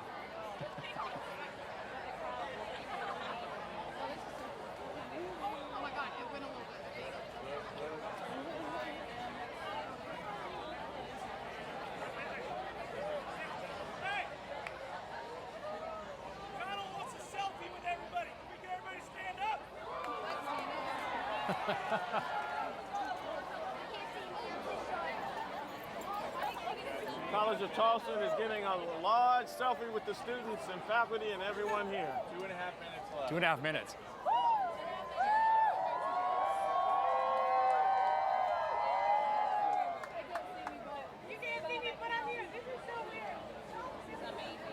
Dwayne, you've actually seen a total eclipse before. I have, and it's amazing, and it's spiritual, and it really brings you in step with that. We're just a small pebble on a highway of galactic endlessness. Does viewing this right now bring you back to that moment several years ago? It's a little different because I'm here on American soil with you guys here, but it's still breathtaking. Amazing.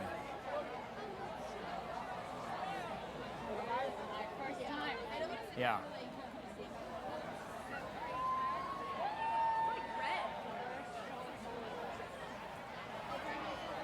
You know, Sean, I haven't seen it in Africa and here in the U.S. Doesn't get any better than that, my friend. No. Here we go, almost. Here we go, it's kind of.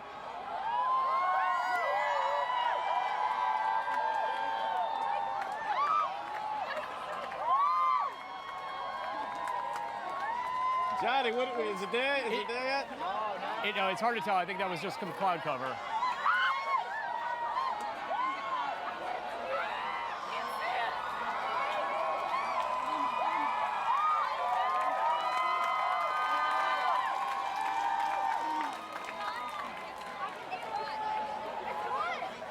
Getting dark. It's getting dark and it's getting cooler too, which is nice. The temperature has dropped. Yeah.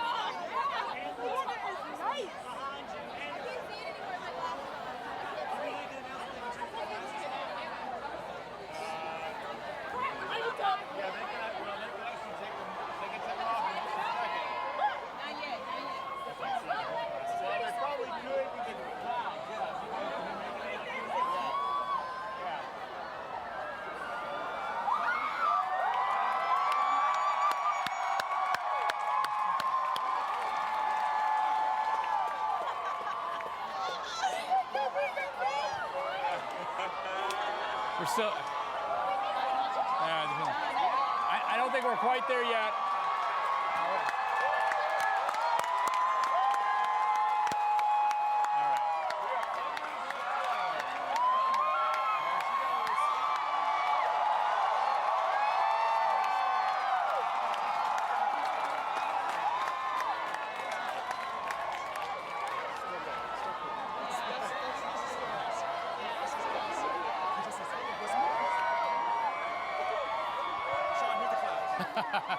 We've got some patches of blue just a little ways away.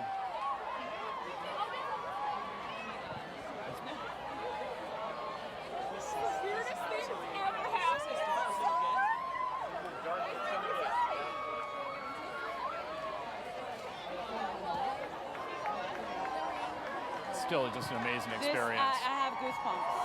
Like, this is...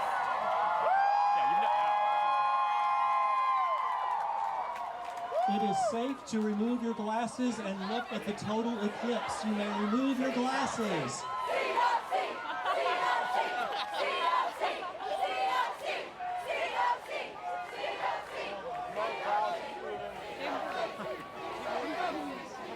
We've got a minute and a half, right?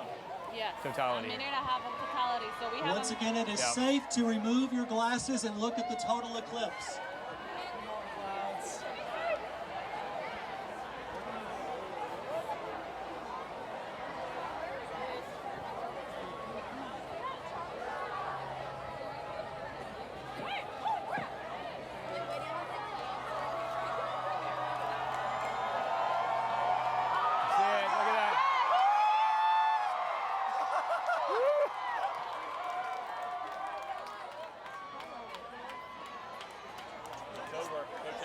Yeah, that's it. Wow.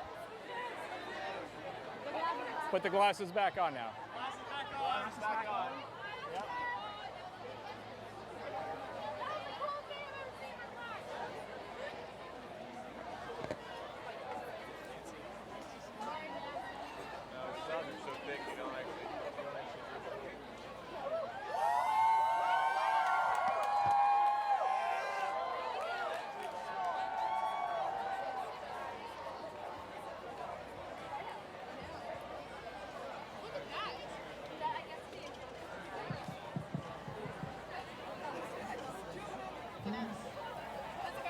Please replace your glasses. You need to put your glasses back on to view the sun now. Please replace your glasses.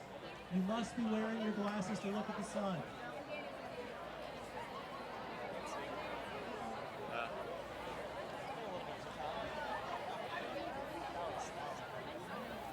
I mean, we experienced the temperature drop, Yeah. and it was dark. It was dark. 2024. Yep. Ready for the next one. We got IFB in your ear, Sean.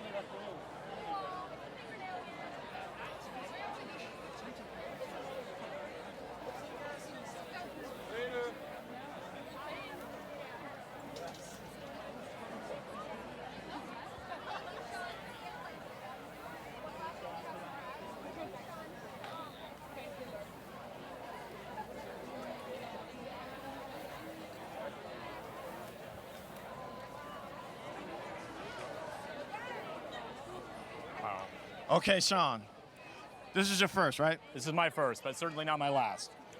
How did it feel? Amazing. You said it yourself, Dwayne. This is amazing. That's the only word to really describe it. You know, even though we had the clouds, it was just an incredible experience. We got to experience the darkness. We got to experience the temperature drop. We got to see it in, you know, kind of moving in and out between the clouds. But most importantly, we got to experience the energy and the enthusiasm that we feel all around us here today. Well, you know, this team in the city of Charleston, well, thank you. We had some iffy weather, but you made it happen, man. Yeah, well, thank you. And you, you know, you don't know the half of it. I've been also monitoring for possible thunderstorms, which we are having. We've been having just up to the north in places like North Charleston, Goose Creek. Luckily, because of a sea breeze pushing the moisture that's been bringing. Allowing these clouds to develop, moisture coming in from the Atlantic, that sea breeze has been pushing those thunderstorms inshore, inland a little bit. So even though we still have some cloud cover here, we have been very lucky not to have any rain or thunderstorms like we had yesterday at this time. You are really a true meteorologist, my friend. Johnny! Hey, Johnny! Okay, space weather expert extraordinaire. How was it? It was amazing. Like Sean said, even though that we couldn't see it, you know, consider the solar corona, which, you know, is what I really, really wanted to see. We experienced, you know, the darkness and the change in temperature, and also, I mean, the energy of the students. You know, we even started hugging up because we were like so excited. I mean, it has been an amazing experience. So the next one, you know, 2024. Hey, Alex. You gotta feel good, man. This was fantastic, and it was also a big tease for the next one, because man, I want to do this again. I could feel that shadow overhead. I could see the light and the horizon all the way around, feeling the change in the temperatures, even seeing the clouds themselves moving differently as that shadow hit overhead. It was fantastic. It was palpable, man. I could just feel the energy around here. And I want more of this. Well, let's hear what the country and all of this in Charleston. Let's go to social media. Over to you, John. Yeah, the reactions across the entire nation have been huge. You know, we have, actually, if you're watching at home, some of our streams actually went down only because the fact that, you know, there was just so much traffic on it. Of course, we were broadcasting this all over the country. I want to show up on our slide, some of our graphics here, some really cool things, photos that we have here, some crescent-shaped shadows in Seattle, Washington, taken by Logan Johnson. This is a pretty interesting image, as you haven't really seen anywhere else. The next one here is a totality view from Idaho Falls. This is David Cantillo. Just some spectacular images coming in from all over. You know, people are sending us stuff using the various hashtags out there. Eclipse 2017, which is our hashtag, Solar Eclipse 2017, which is trending on Twitter and other places. And of course, we're reading a lot of this stuff coming in too. We're seeing and reading your reactions. Some of it is just really shows the amount of how it really impacts people. And us being here in Charleston, we also saw it get really dark here, get cool breeze coming through. And even though there were some clouds, it was like nothing we've really ever experienced before. And so for those of you who are in the path of totality, I hope the views we're showing you here today have really helped you kind of get the sensation of what we're trying to show. And here's this last one here is a 99.5 near totality nerds here in Boise, Idaho, checking it out. One of our photos there. Everyone is wearing eclipse glasses, and it's you know, we still have a partial eclipse on the East Coast. People are still seeing the sun transit, and so it's an exciting time here. I think we have another view here from Bailey beads seen from Oregon from one of our photographers. This is a NASA photographer took this shot right here. I think that's just before the diamond ring pops up, and it's pretty spectacular shot. So I think if we're ready to get going again, I think we have a quick question would like to take a look at some of these here. There are a lot of these are questions coming in from eclipse viewing. Now the eclipse is officially over.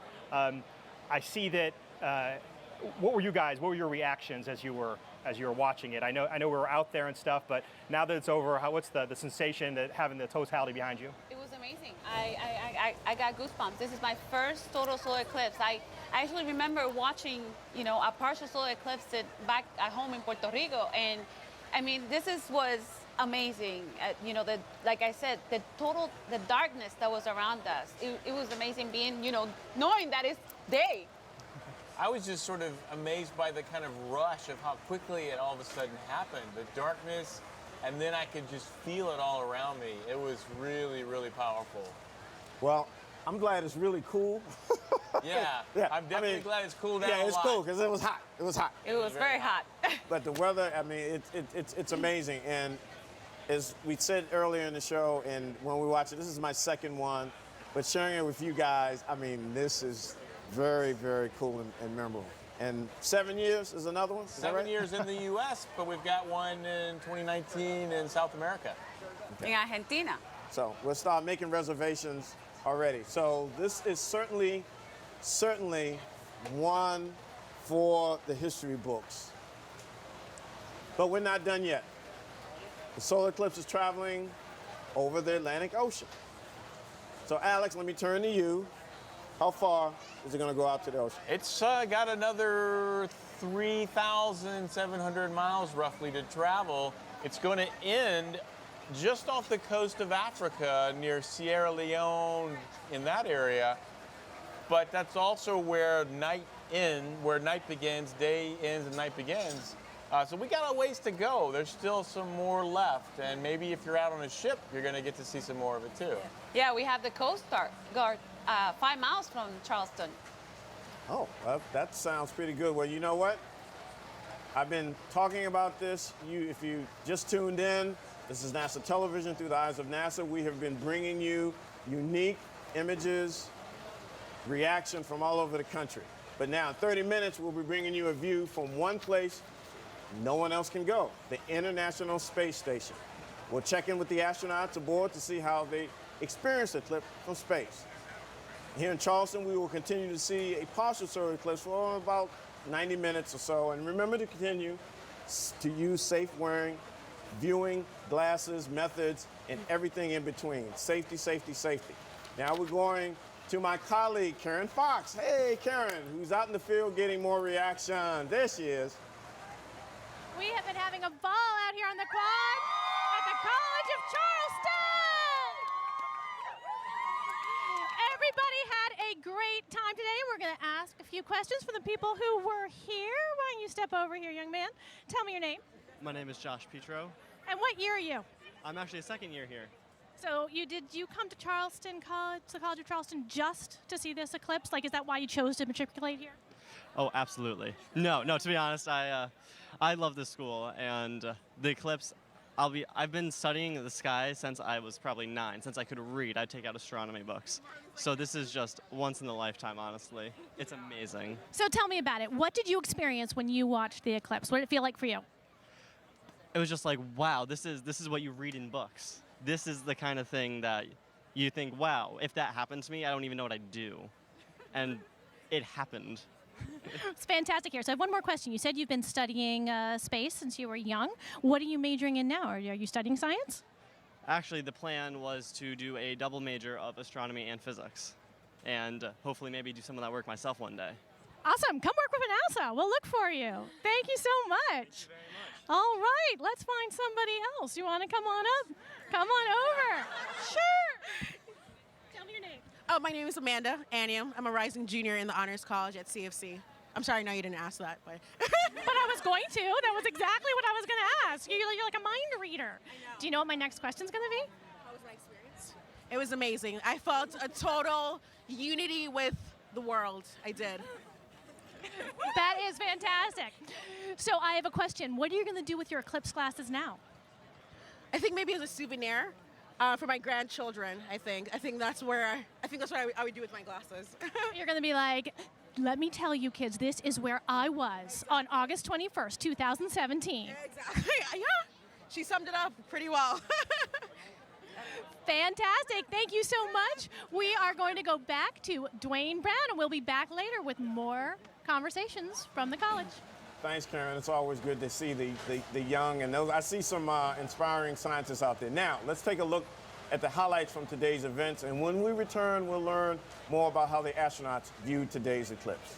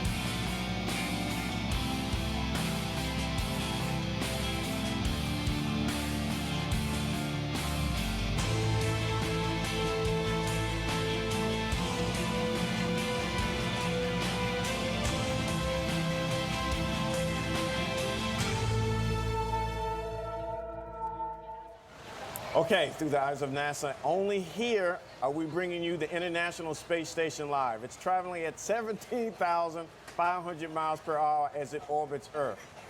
Now, from NASA's Johnson Space Center, we have Rob Navius in Mission Control. Rob, over to you.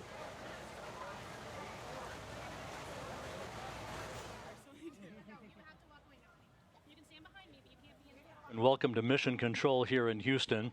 About 40 minutes ago, the 6 residents of the International Space Station flew over southern Canada, south of Hudson Bay, at an altitude of 252 statute miles, with a very, very unique view of today's solar eclipse. We're going to be talking with the crew in about 18 minutes from now and sharing some of that very, very unique video with you. It was spectacular, I must tell you, and digital still imagery that Randy Bresnik has captured throughout the course of the first 2 of 3 passes the station is making over the eclipse throughout the course of the day today. That has already been posted on social media and will continue to be posted as the day wears on. But we're looking very much forward to talking to the crew and getting their impressions and thoughts as they passed over the eclipse just about 40 minutes or so ago. So we'll be back to you in just a few minutes with the crew of Expedition 52 aboard the International Space Station. For now, back to you in Charleston, Dwayne.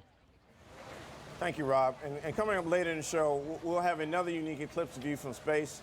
We'll have imagery from NASA's Solar Dynamics Observatory. It's also about to see an eclipse.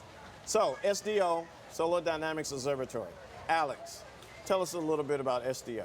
Well, SDO is one of NASA's heliophysics fleet.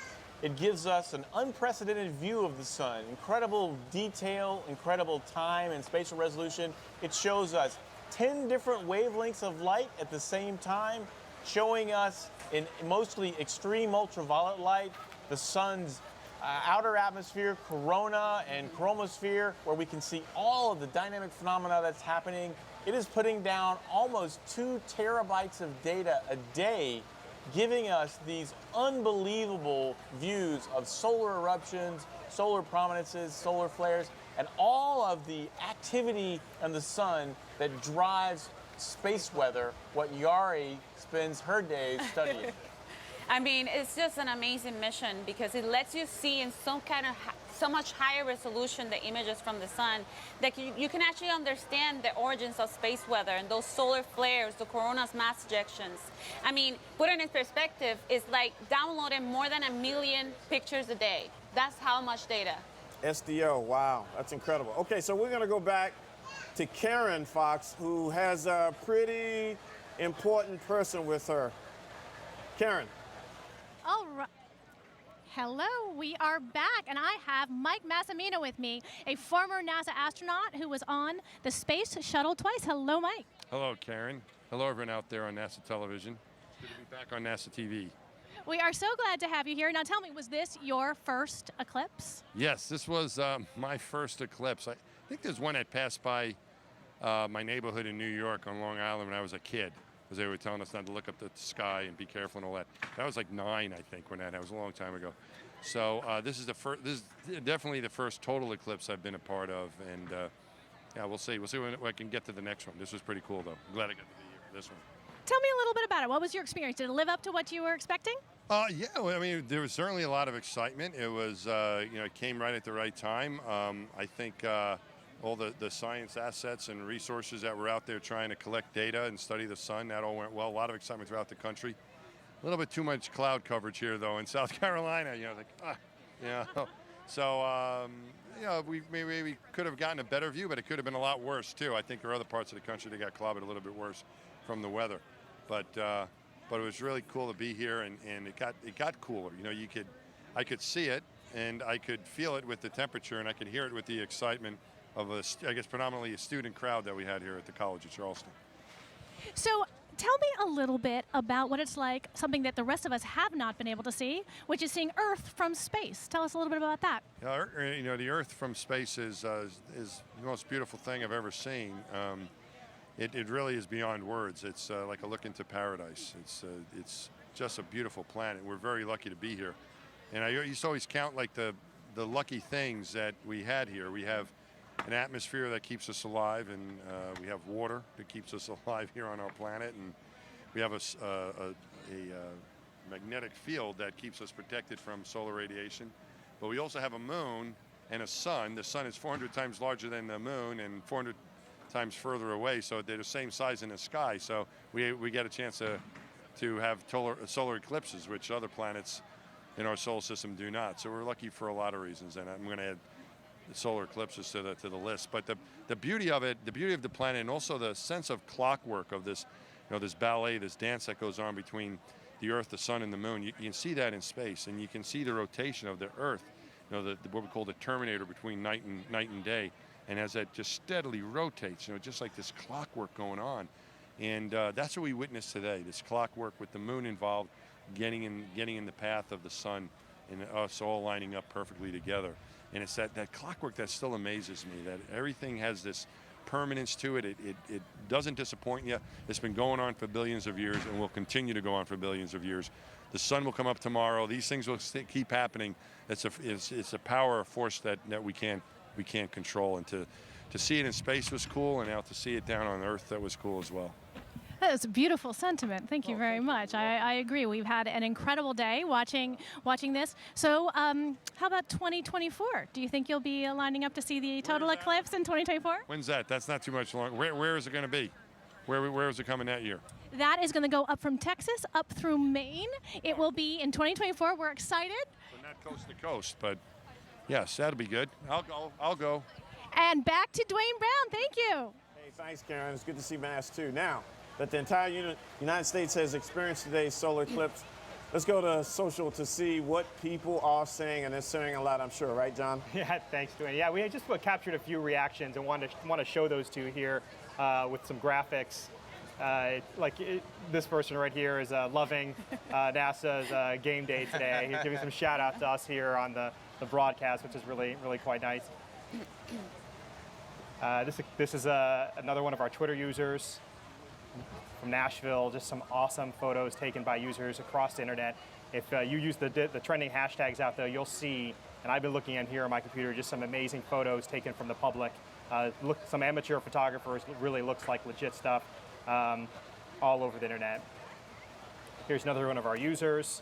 He wrote, "This was the pic of the eclipse I took through glasses. A second one I've seen in my lifetime, awesome."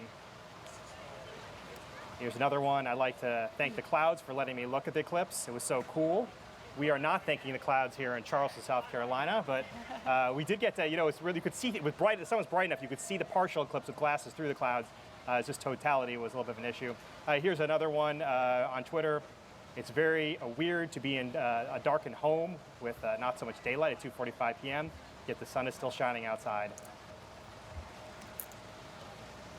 And here's another one. Wife and I are currently gazing into the bottom of a box of frosted mini wheats per AdNAS advice. It's just making me hungry. And honestly, it was better than I thought. I think a lot of people across, that's one thing we're really seeing. I mean, everybody knew this was happening. I think the emotional experience that went with the eclipse, a lot of folks we're seeing online weren't necessarily anticipating that. I think it could be really heart-wrenching and scary a little bit, but also really emotional and spectacular.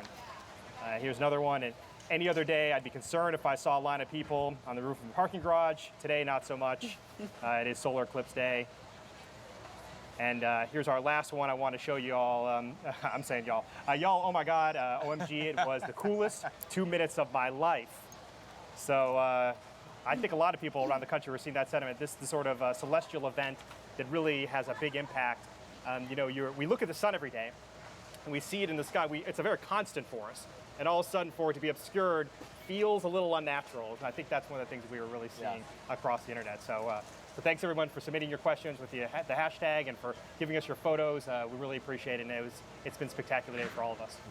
That's the great thing about social media. The creativity and those things are like, it's just so awesome when they post those things. You get honesty. Yes, and we really, really appreciate your support for NASA, and keep those images coming in. Okay, so we've witnessed a total solar eclipse as it moves across the entire United States. And it's incredible to think about how NASA scientists are using advanced tools to image this eclipse. So Alex, before all of this advance and here, the cameras that people use that we have now, I think people used to draw the eclipses. Let's take a little history lesson. Yeah, so, one of the things that's amazing, so looking at the sun and eclipses is actually the beginning of modern astronomy. And before we had cameras, people actually drew eclipses by hand. And in fact, this phenomena that Jari and I study, coronal mass ejections, were first seen in an image. So if you look at this image, I had an image up from this book. It's actually an image of a coronal mass ejection. But what you're seeing here are images from 1869 showing you the corona drawn by hand. But when we looked back in the past, before we had cameras, we discovered helium on the sun. That was done during a total solar eclipse. We discovered the outer atmosphere was hot, and we even were verified general relativity in 1919. Yes. And the image that Alex was going to show you in the book is actually like 100 years before we can actually see it with a satellite. Isn't it amazing? Okay, you know what? I want to do something fun here. All right, we're having fun. Can we have some more fun? So, Alex, and for the young students out there and folks, the future generation scientists, as I told Alex earlier, he is one of the coolest looking scientists that I've seen. He's got the earrings, got the look, but he also has something even cooler. I got to show him the shoes, man. All right, let's see if we can get this to work. Let's show them. Oh, no, there you go. There you go. Flame shoes. How cool is that, folks?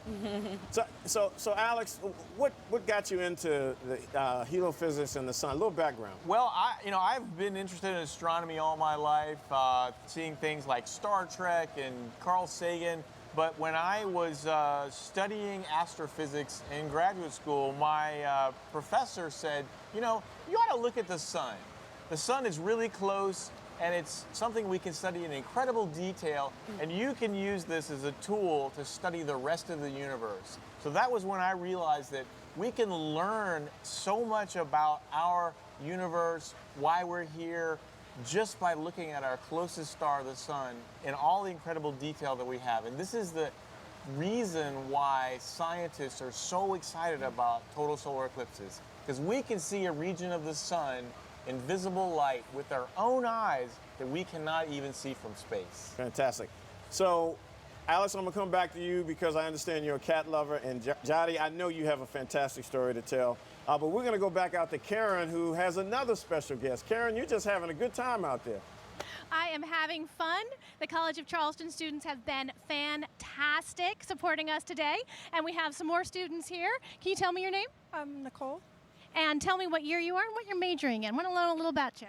So I'm a senior at the College of Charleston. I'm studying biology. I want to do conservation work with like endangered species and fragile habitats. Fantastic. So was this your very first total solar eclipse? Yes. And what did you think? It was really awesome. I was glad I got to see it.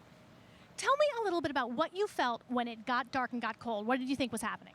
It was kind of just surreal. I didn't really know what was going on. I didn't expect all the lights to come on and stuff, so it was really cool. How about the rest of you? How was your experience today on the total solar eclipse? Unreal. Yeah. I'll never see it again. You're going to see it in 2024. Oh, really? And where? Where at? We have another total solar eclipse across the United States from Texas to Maine, 2024. And of course, you could start traveling for them. Do you think you'll start traveling for them? Probably not. Honestly, it was cool, but I don't know. It's kind of a once-in-a-lifetime type of thing. Yeah. All right, I'm going to ask you my favorite question I've been asking students this week. What is the music you associate with the sun and space and the eclipse? Give me something. Here comes the Dark Side of the Moon. Sing it for me. Nah. Come on. Okay, here comes the sun. Clap for it. Here comes the sun. Thank you very, very much.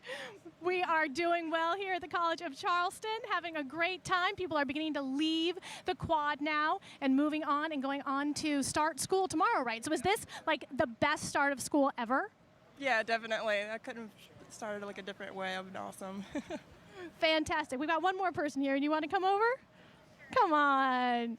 Tell me a little bit about what you experienced. Was it like what you expected? What did you expect? I expected it to get dark, but I didn't expect the temperature to change and get so cold. I felt the same way. I was really surprised. I kept thinking it was going to rain or something, and it never did. It was fantastic. All right. What are you going to do with your eclipse glasses now? Just keep them as a souvenir. I might put them in a scrapbook. Oh, I like that. Don't use them if you ever get them scratched, okay? Okay. If you keep them pristine, you can use them again, but not if they get scratched, okay? You're going to be real careful with these, right? All right, fantastic. Anybody here a science major? Any one of you guys? You are? Come on up. Oh, look at your shirt. Look at your fantastic shirt. Wow, tell me about your shirt. I don't remember where I got this, but it's obviously constellations, and it seemed appropriate since it was astronomical. I agree. And what kind of a science major are you? Geology and biology, probably. And do you say that this inspired you a little bit more and be excited about science? Yes.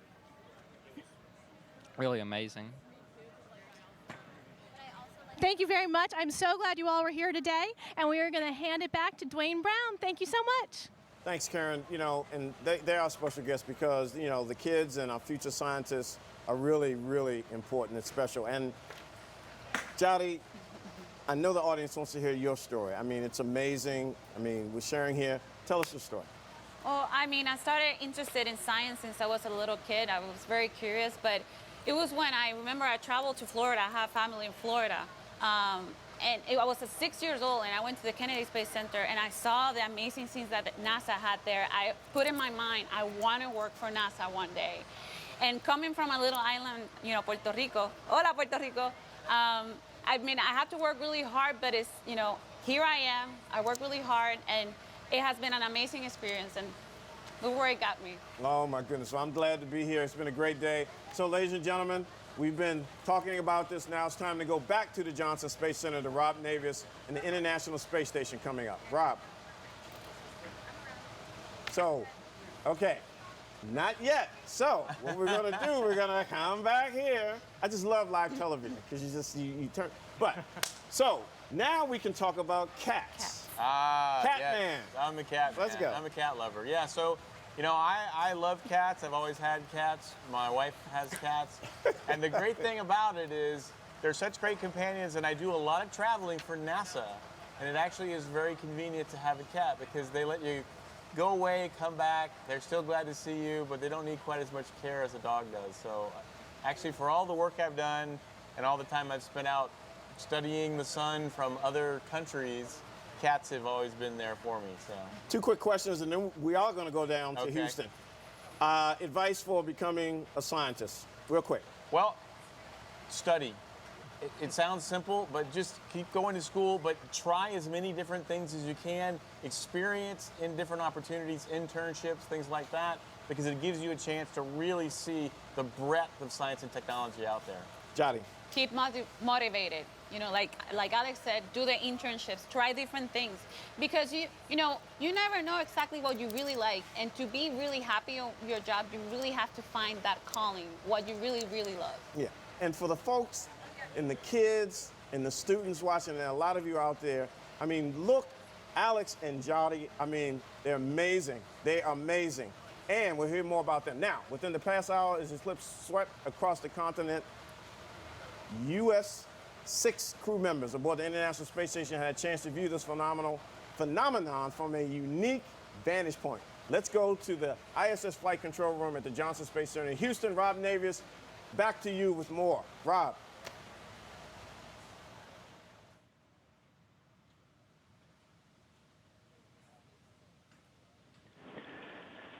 Thanks, Dwayne. You know, millions of people have been witness to this amazing event across the United States throughout the day today.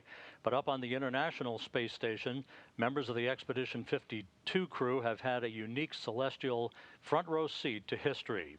About an hour ago, the International Space Station flew 252 statute miles above the Earth over southern Canada as it made its way south of Hudson Bay with a tremendous view of the moon's shadow against the Earth. The moon covering about 44% of the sun during the second of 3 passes. You can see it in this animation right here. The crew were glued to the windows of the International Space Station with an HD video camera, with an armada of digital still cameras to capture every moment of those precious seconds. With us at this hour aboard the International Space Station in the Destiny Laboratory of the complex are 4 of the members of the Expedition 52 crew, NASA flight engineers Peggy Whitson, Jack Fisher, and Randy Bresnik, and flight engineer Paolo Nespoli of the European Space Agency. Thank you all so much for joining us today on this historic day. Yeah, it's been an exciting day for us to have the opportunity to see the eclipse from here. Peggy, let's start with you. You were in the cupola with an HD video camera looking out at the limb of the Earth where the shadow appeared, capturing some spectacular video that we're going to replay here in a second. What were your thoughts and impressions as the station flew over the shadow of the Earth? Well, I'd seen pictures from previous eclipse, and so I think I had underestimated what this would look like. This was much darker than I gave it credit for being. Unfortunately, it was kind of near the limb, near the edge of the Earth from our view, so several 100 miles away. But it still was impressive to be able to see that dark spot as we passed by.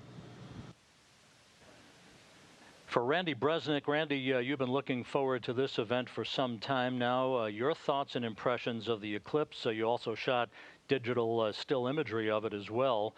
And what does a solar eclipse do to a human being? What does it do to a human being in terms of understanding our place in the universe?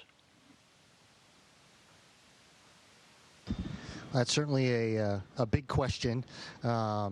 You look down at the size of the shadow, and we've gotten used to the scope and scale of what the Earth looks like from here, and just understanding how many people will be affected by that.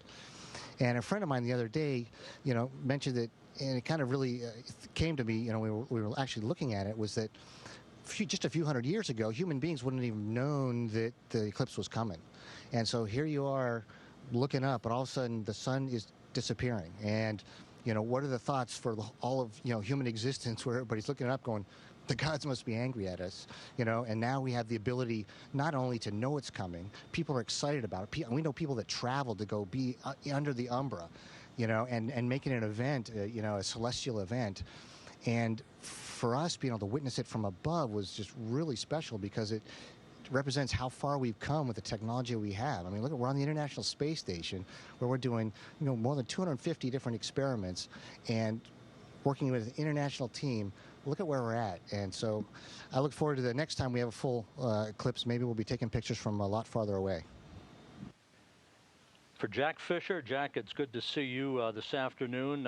You sent a picture very early this morning of this raft of cameras that were laid out in the Destiny Lab, ready to rock and roll to capture every second of this unique event. Was it awesome sauce ×2 for you? Yes, it was awesome sauce ×2. And Rob, this has been a huge coordination effort. Comrade Randy has been in charge of planning where all of us would be and a little orchestra of which window, which camera. So he did a great job with that. I was actually supposed to be taking off a window pane or a scratch pane right now, but due to the lighting and how we're going about it, we don't really need to. So I got lucky and got to join all these folks for the PAO event. It was, Peggy said she underestimated it. I definitely did. Just judging from the pictures, that spot was, a lot darker and a lot larger than I thought it would be. And, I kind of was sitting in the Russian segment at the window thinking, you remember snipe hunts? I was like, man, this is kind of like a snipe hunt. I think somebody's pulling a joke on me. And then all of a sudden, this huge black shadow was going across the earth. So it was amazing, and it was cool to see from this vantage point. So absolutely awesome sauce ×3, Rob. 3 chocolate awesome sauce with a side of sun awesome sauce. I don't know. It was awesome, Rob. For Paulo, we do remember 6 years ago, May of 2011, when you departed the International Space Station on a Soyuz vehicle to come home from your last flight. You took that signature picture of the shuttle Endeavour docked to the station with all of the other international partner components and vehicles linked up. How did today's experience compare with that moment 6 years ago? Well, 6 years ago, I was kind of alone there on the Soyuz capsule taking pictures. So through the rest of the team, Dmitry Kondratiev was flying the Soyuz, and Katie Coleman was actually taking timing and telling me. But it was me with one camera and a video camera and taking picture. Here today we had, as you saw from the photo that Two-Fish Jack sent this morning, we had an armada of equipment. We had multiple places. We were flying back and forth from the station to the cupola Russian segment, up and down, and it was a completely different orchestrated system. I was impressed too by the shadow passing by. I've seen some pictures, but and I always, as a kid, I always thought the umbra would be kind of a square, defined square, but it was not. It's kind of a smudge, and this is interesting to actually see this with your own eyes. Randy, let me go back to you for 1 second to follow up on what Paulo just touched upon. It must have been a photo feeding frenzy on board during those first 2 passes. You all have one more pass to go coming up shortly. Give us a sense of that choreography that your crewmates have explained on board, and was it everybody elbowing each other away from the windows, or how did it all work? No, certainly everyone has their favorite things that they wanted to do, but we had to divide up the task because we couldn't have everybody doing the same thing. And so we even, took the still shots and said, okay, we're going to shoot this particular type and this particular speed from, this particular person, so we're going to vary it from over here to ensure that we were able to capture the images as best we could to share it with you all. Cupola was a little crowded because we had a bunch of cameras, a bunch of people, and the big thing was to try and not bump the video cameras. sorry for the one you saw. But when you see all the video and the pictures, it's not any one person that took them. It's the Expedition 52 crew, to include our Russian crewmates. And so that's where the credit goes, because everybody did their part, not doing what they wanted to do, which is a definition of teamwork, and that's why we're here. And Peggy, finally for you, you're less than 2 weeks away from returning to Earth after almost 10 months on the station, having logged more days in space than any American astronaut in history. How did this show today compare with some of the other major milestones you've witnessed and experienced during your 3 long-duration missions? Well, I think having the privilege of being on 3 different long-duration missions has given me a lot of interesting experiences, and this is just another one to put in the history books for my memory. I really enjoyed seeing this, and I think maybe a little more than I expected to, and so it's just another little piece, another memory, another very special event, another very special day of this fantastic experience of being in space. And down at Charleston, South Carolina, an old friend and colleague of yours, Mike Massimino, is standing by. He's got a question for you.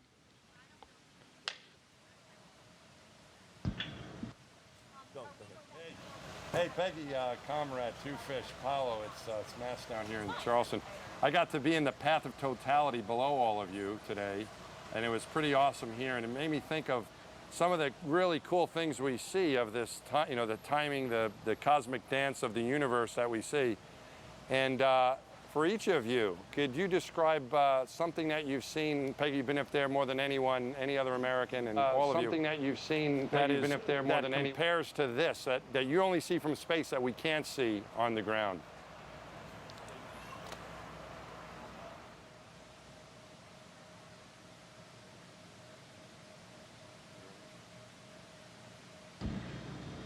Well, I mean, I just feel like the whole experience of being here, of living here, is on a daily basis very special. There's just very special parts of each and every day. I do think this one is very nice. We've seen some incredible auroras lately. I've really enjoyed seeing scientific research getting completed, some really cool research getting completed. And of course, you can't beat the view during a spacewalk, but it's just a piece of this huge puzzle of why being in space is so beautiful. Another one? Back here in Mission Control, for all of you, an amazing day and an amazing opportunity to share a few minutes with the Expedition 52 crew. I'd like to thank Peggy Whitson, Randy Bresnik, Jack Fisher, and Paulo Nespoli for their time today. And for you, Peggy and Jack, and your crewmate Fyodor Yurchikin, soft landing in your Soyuz on September 3rd. You all be well and fly safe. And with that, Dwayne, we'll toss it back to you at Eclipse Central in Charleston, South Carolina. Thanks, Rob. Mike, thank you. It's always good to see you. Thanks for letting me. It's good to be a part of the NASA team still. Thank you so much for thanks for having me. Alex. Thanks a lot. So Mike, we got you here, man. So you were here. This isn't your first eclipse here. My first one, yeah. I never saw one in space, and never saw one on the ground. So this is my first one in space or on the ground was today. Okay, I know you've been asked the same question, but just how did you feel? I mean, you told that, it's amazing, It was a really cool, it got a lot of people excited. This is one of the bigger events, maybe the biggest event we've had for a while anyway, and something that everyone can get excited about. Lots of people flocked to the path of totality and as close as they could get, and I just felt there was a lot of excitement about it, which was great. I wish the weather was a little bit better here, though. Yeah. We had some clouds in the way, but even with that, it got dark, it got cool. When you see things in space, you don't hear anything, and you're in either your spacesuit, you can feel the warmth of the sun coming or the cool of the darkness as you're going around the planet, and you can see the Terminator between night and day and so on. These reminders of what we're about, what our planet is about, and we're all space voyagers. Here I was able to feel the coolness, right? And it got really dark. But it was a lot of added sound from all the cheers of the students here at the College of Charleston, so that was kind of fun too. So it was nice to be able to, it was good to be able to share with all these students. I guess the semester hasn't started here yet, because they should be studying pretty soon. Yeah. But they're easing into that, so this is a nice way to welcome them back to school as well. Mike, it's always good to see you, sir. Thanks for joining the Great team to see here. you guys. Thank you so much for being here. Thanks for letting me on. I appreciate it. Oh, always. All right, it's great seeing you. We're having a good time. So, All right, man. hey, so we're going to throw it back to Karen. Karen, you got some more folks on the yard there.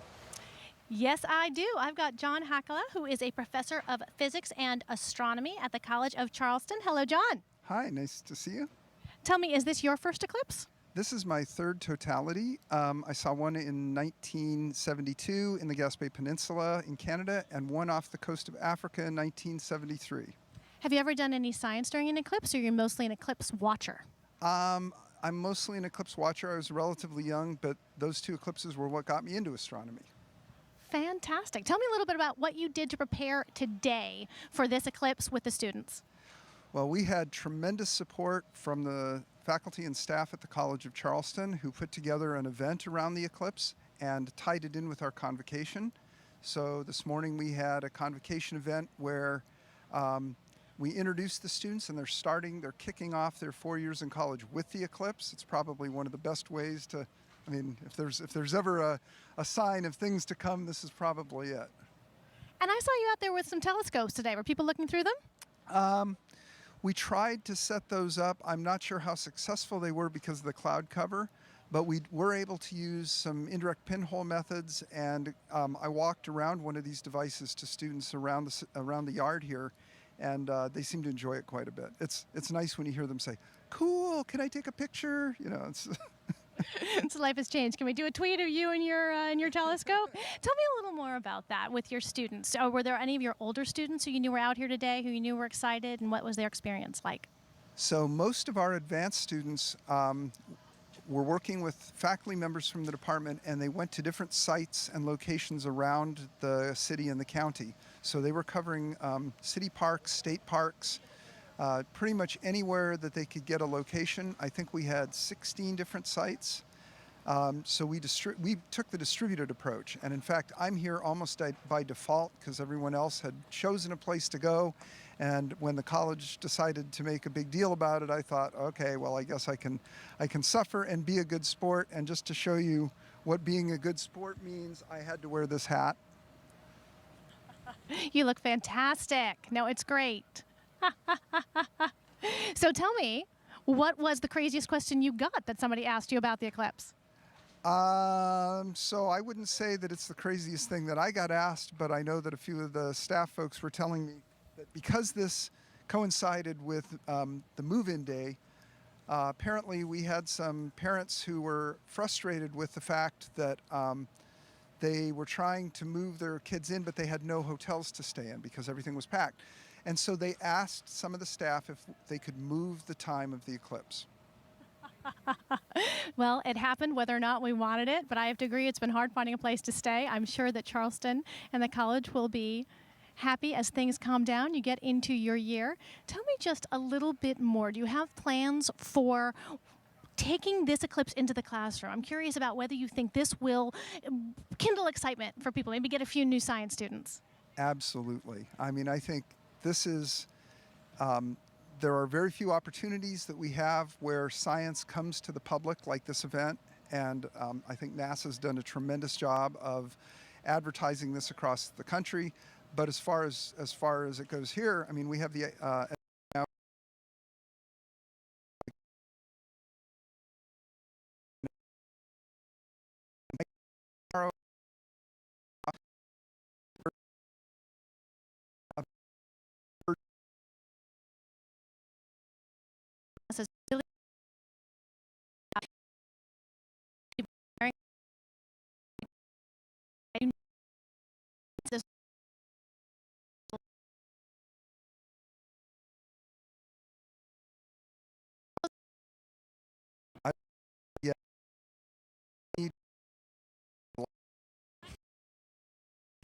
this is everyone's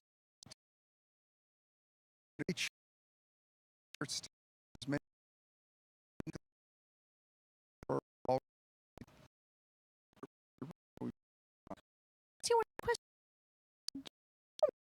Actually work, don't you, on a regular basis, your research? I study cosmic gamma ray bursts, and I've worked with data from the Compton Observatory, the BATSI satellite. I was a team member on BATSI, and then I've worked with Swift Data. I have a number of collaborations going with that, and with Fermi Data, and I have a number of collaborations going with that. Fantastic. It's been great talking to you, and we're going to go back to Dwayne Brown. Thank you. Thanks, Karen. John, I bet you that hat that the professor had on is probably going to be on social media a lot. I can bet that. From coast to coast, we've tracked the solar eclipse over the past 3 hours. Thousands of people along the path of totality have witnessed a total solar eclipse in person, a breathtaking moment when day turns into night and then back again. And today, we've brought you the most spectacular images so that the millions of you watching from home could also witness these awe-inspiring moments through the eyes of NASA. I can't wait to see what the observations from today will yield. As scientists continue to analyze the images, we will continue to learn more about today's eclipse, about the sun, and about how it affects our daily lives. Yadi, your feelings, your thoughts. This has been an amazing experience, and you know the clouds didn't let us see the solar corona, but it has been an amazing experience, and we got all the experience, the darkness, the cold, and the cooler of the temperature is amazing. And it's not over yet. The next total solar eclipse will be in Argentina. El próximo eclipse total solar será en Argentina. En el 2019. Alex, your thoughts. Well, this was amazing. I mean, as Jari said, too bad that we didn't get more, didn't get to see the corona, but this whole experience, it was an immersive experience, getting to feel everything around me, getting to feel the excitement. But being able to work with you all, to share this with millions of people, that is really what I live for, is getting to share the beauty, the wonder of nature with everyone we possibly can, and to know that we have been able to help millions of people both in the path and outside the path share in this human experience is really what I am glad to go home and know at the end of the day. And I also know that I get to see another one. Besides the one in Argentina and Chile, we're gonna have another one in this country, 2024. It's gonna go from Mexico, Texas, into Ohio River Valley, upstate New York and New England, and it even crosses Carbondale. So for those that got to see the one there, could go and see another one in less than 375 years in a single place. So I wonder if the hotels have already filled up. I suspect they have. I suspect they have. John, I got to come to you. I know the conversation and everything, the images, your thoughts. Yeah, I mean, just from this point of view, listening to all of this and all the science was fantastic. I think that one of the things that really was most interesting to me was the fact that the volume of people. Like I said earlier, this broke our records for the most streaming event we've ever had. And NASA does some pretty amazing things. We fly human beings in space. We launch spacecraft. We show images from the Hubble Space Telescope.